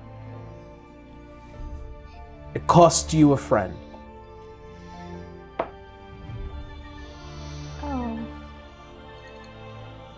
As you find yourself on one of these many floating cities of the astral, you see this progression of several astral elves as they carry a very heavy casket, that of your companion who had sacrificed his life to saving yours. Aww.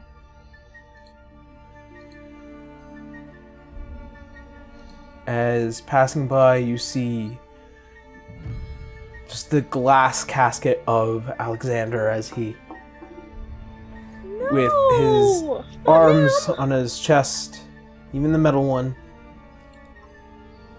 as proceeding in this solemn ceremony of death.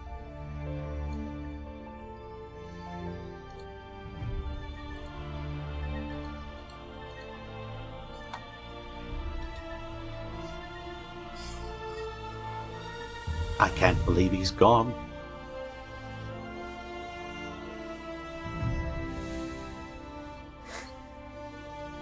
Oh, Alexander. What? You know what? It's not supposed to be funny. It somehow is. Something. In the middle of a wake, giving a eulogy. Oh, sorry. Excuse me, One I of the forgot to mute my constructs. phone. Yeah. You see, as one of the many autognomes that had often surrounded Alexander, just as looking towards you. 'Twas a good captain. A good captain. And an even better man. I regret that he had to sacrifice himself to save me.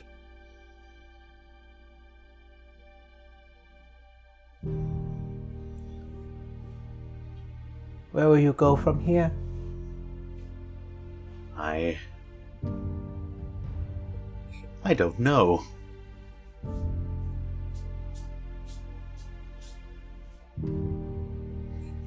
For the first time in a long time, I don't know.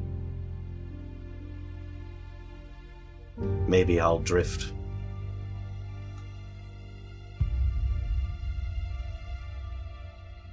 See where the astral winds blow me.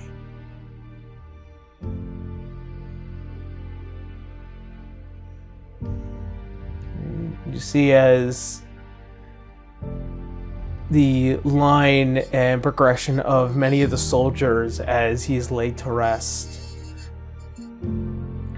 As you are left behind with the glass coffin.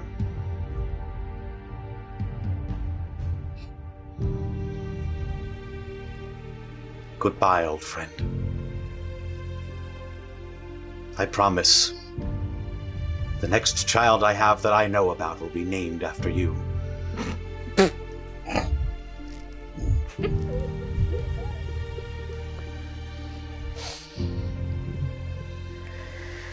As you place your hand upon it and give respect, I press F. That's gonna happen. That stupid fucking Call of Duty joke. Roy just turns around and points at the camera.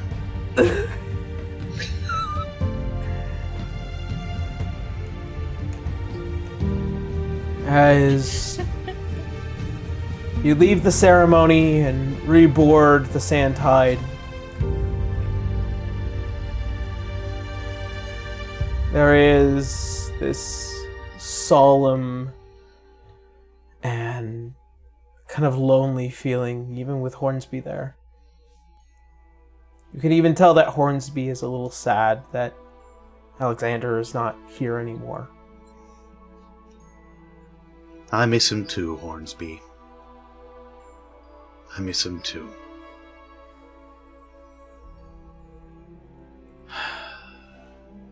We could use a little cheering up. Where do you think we should go?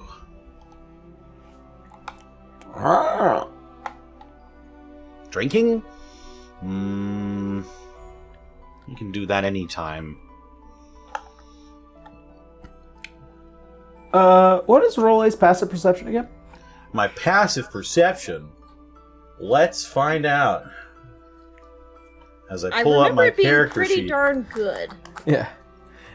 Rolla is, by the way, a level 16 wizard now, by the way, after everything.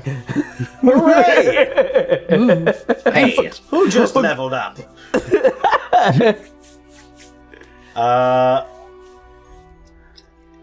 Passive perception is 11. My passive investigation is really high. Ah, that's what it was. You might be thinking of, Okay. Leodon. Yeah, Forgot okay. my own fucking character's name. As Leo's passive perception is ridiculous. It's infinite at this point. You hear a faint beeping. This very technological beeping. Just dit dit dit dit dit dit dit dit. Do you hear that? Some sort of booping and bopping. I'm gonna look for the noise. As it being entirely quiet down here, you descend into the sand tide. You haven't been down here for quite some time, and you begin to hear it's a little louder, but it's also deeper beneath the ship. I'm gonna look at Hornsby and I'm gonna put a finger up to my lips and go, shh. It's just Dazzle Hornsby who's been stuck also on the has ship the whole time. Hornsby also has the owl stat block, if that'll help. Yeah. As you kind of press your head against the floorboards, you can hear it's beneath the ship. As you kind of like go and pull some of the hatches that go down, and as you're down here in the dark, as your eyes adjust, you see down here, kind of attached to the ship in a weird way with these long cables that are pulling energy, is this long, pure white steel coffin. And on it, with what looks like to be the symbol of this woven design, very familiar to that of Blastguard's. Oh no.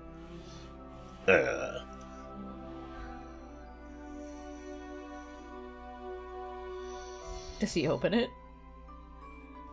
He's gonna look down at it, raise his hand. As What in there? As you knock upon it, you hear as the beeping stops, and you hear this faint female voice reconstituting.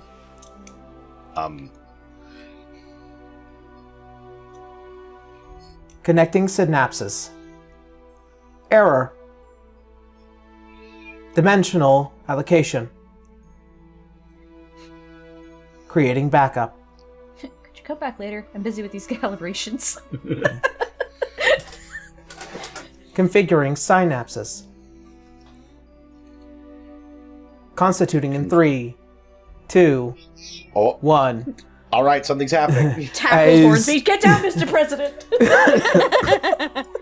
As you see as the entirety of this coffin split straight down the center as this thin line appears as light beams up, and it just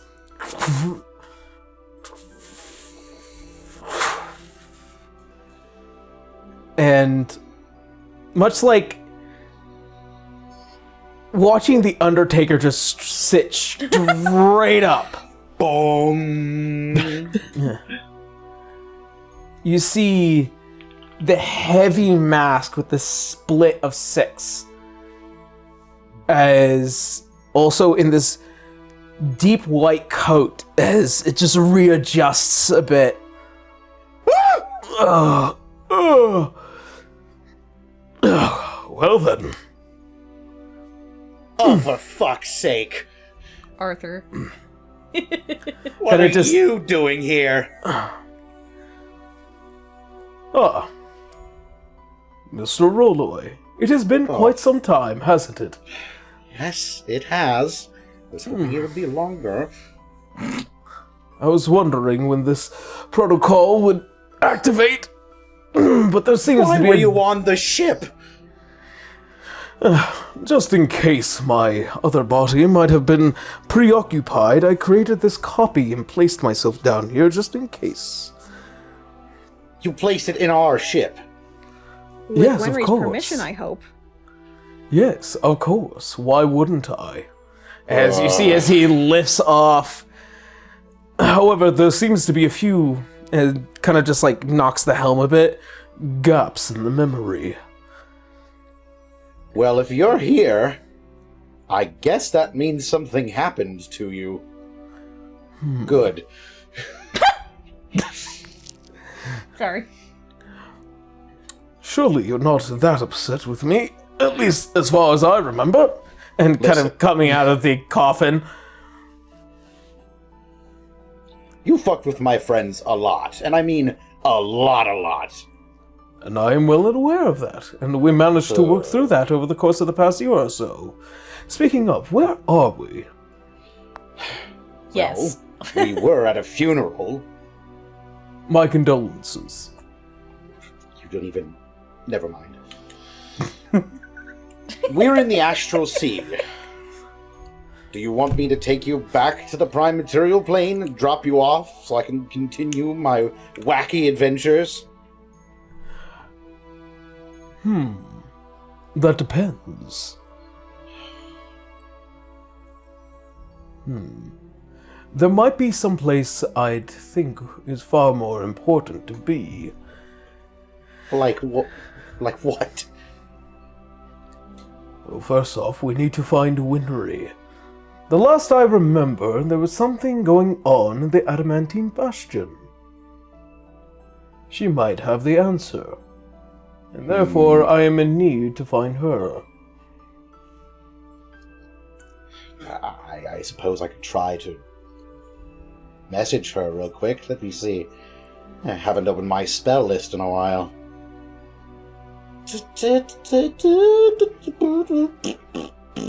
So many numbers on that spell list that you're never gonna call back.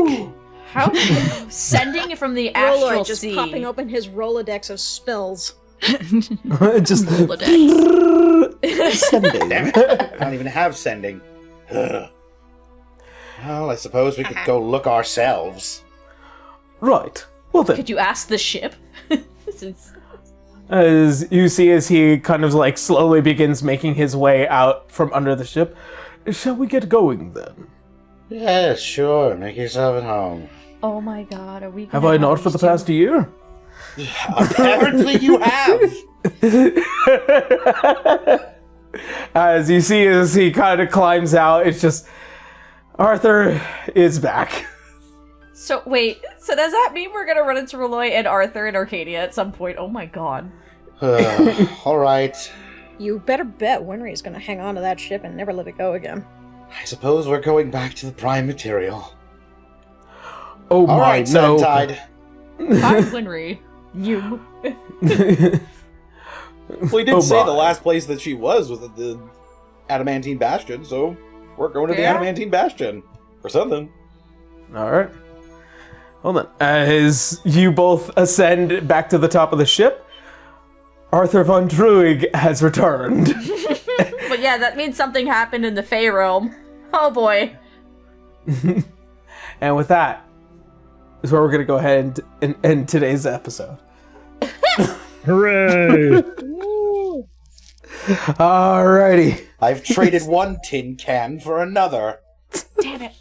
But I hate this one. This isn't my brand. I'm sorry, Connor. And your other character's a Never sheep. replace him. Your other character's a sheep. Everything's coming Alright. up, Connor. He's been the perfect Final Fantasy villain for the last 6 years running. Arrives in Arcadia. Oh, let me fix that. And everyone's like, no. And they all tackle Rolloy. No! Don't worry, I'll cast those Boom. Immediately tackled. Like football tackled by like 6 people. And a big man in armor. Fireballs himself. All right, that's so weird. Let me try I want him again. to turn blue. all right, so with that being said, that's where we're going to go ahead and end today's session. Let's go ahead and jump on into some relatively quick announcements, and then we'll head on off. First of all, I have returned back to streaming. As a very particular VTuber that I have been enjoying, what I would assume is enjoying so far, and also I have been very lucky to have worked with quite a number of amazing people in order to make it come to life. So please, when AV does put out many of the pieces of information that it went into making many of the art assets and all that fun stuff, please give them a like, give them some love. They deserve it. I know they do. Also, I think by now, by the time this episode comes out, I have released my Isekai Isei video, which has been a very interesting amount of research going into that, and both very fascinating information, also very uncomfortable levels of information that I've had to find out about Nodoke and all that stuff. Also, I think hopefully very soon I'll be releasing my Final Fantasy XIV video that I am really looking forward to. It's a very heartfelt video that just really details a lot of my personal feelings about having gotten into the game the way I did. And so much more. So I really hope that you guys enjoy it. Please do go watch it. It is over on my main channel. It will be coming out very soon, I promise. Also, hopefully by this point, I've also started producing a couple of scripts that I've had for bridging projects, as well as jumping back into How to Be an Adventurer, to which I actually need to schedule with a very particular voice actress about certain lines. Oh! Who? No idea. I wonder who it could be. Do you see the voice actor on screen? Yeah. Do you? Yeah. Why? Boy, Where's do the I. voice actress? Yeah. So hopefully by then I will have scheduled everything out. I'm going to start working on How to Be an Adventurer again. I'm really looking forward to it. It has been wonderful to kind of have taken the sabbatical I did. I very much needed it. And now that life is a little bit more accommodating for me to work on these projects without too much stress, it's nice. It's just nice to know. So yeah, looking forward into starting the process of working on many of these projects again. I really appreciate everyone's patience. It just takes time to make these sorts of things, and also I just needed the break, really. So yeah. That being said, I think that's everything from me, and we're gonna go ahead and jump on over to Connor. So, how you doing, buddy? That's me. It's you. Yeah. They can find me on Twitter, Twitch, YouTube, Tumblr, Blue Sky at Distortion Devil, Instagram at Connor McKinley VA. You can find all of my TTRPG shenanigans, including VODs for the brand new campaign I've started up, Vecna Eve of Ruin, over at youtube.com/Devils and Dice Rolls. Yeah, as of recording, we've just released episode 2, as well as a couple of shorts of our own. So if you want some, a long multiverse-spanning campaign that goes from 3 to 20, then tune in to Vecna Eve of Ruin. But that's it for me. Yeah. Alrighty. Blue, how you now? Hi, it's me, or as you call it, Blue Kazanate. You can really only find me on Tumblr, Blue Sky, and Twitch under this name anymore. I refuse to ever touch Twitter again. But But, however, haha, by now when this episode comes out, I was subtly foreshadowing with that big shiny picture of Citra. Hee wink. But I also wasn't lying. She does take her role as the living ball of sunshine of the group very, very seriously. Anyways, otherwise, I have been doing my best to get into streaming my art. Otherwise, you can generally find me hanging around Yarrow's streaming, most of the time yelling in the background as a healer in Final Fantasy XIV. Other than that, I don't think I have anything else except I got a bunch of future projects apparently that I gotta do in the future anyway for shit that might be happening in D6 Frontiers. Somebody give it to Mal!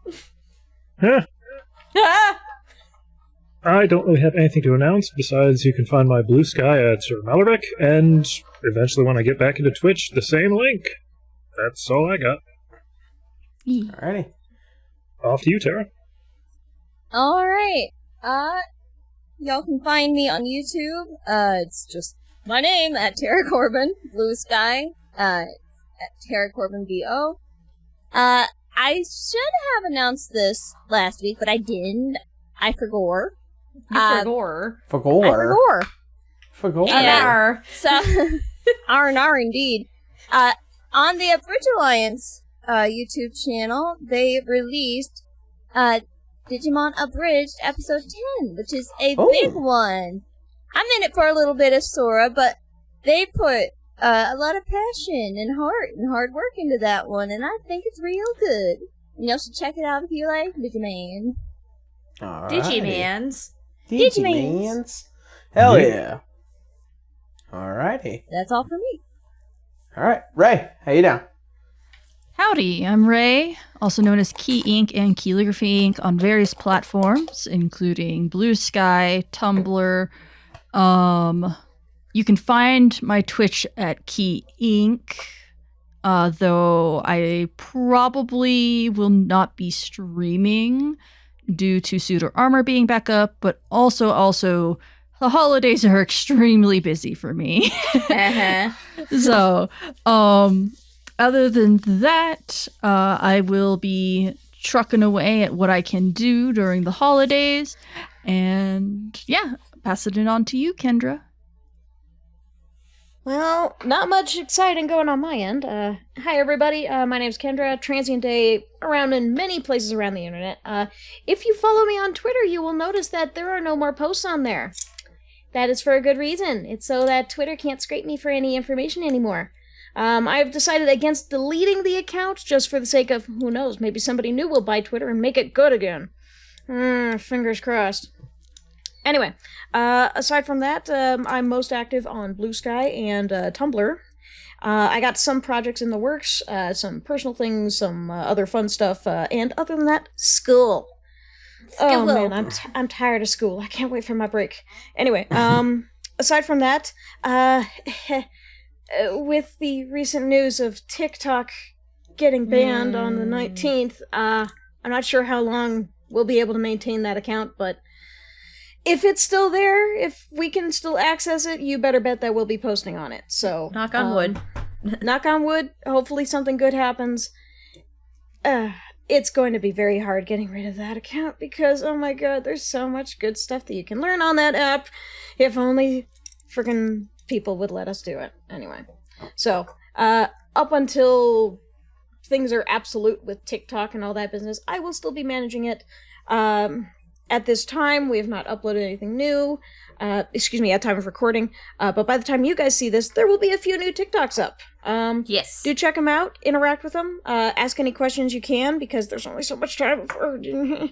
And, yeah, if I can answer them, I will. If I can get you a secret answer with a private DM, that's up to Aaron. I gotta wait for his permission. I can't give spoilers. So, anyway. Later, Gators. I guess we'll see you around the web, depending on what happens with TikTok. Alrighty. Well then, that being said, nothing else pressing? Okay.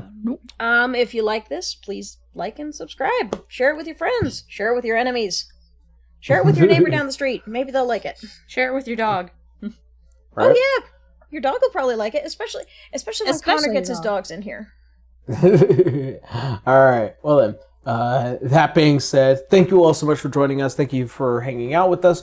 We hope you stay safe out there. And as always, see you next Sunday. Bye, everyone. Bye-bye. Bye. Bye. Bye. Bye. Bye.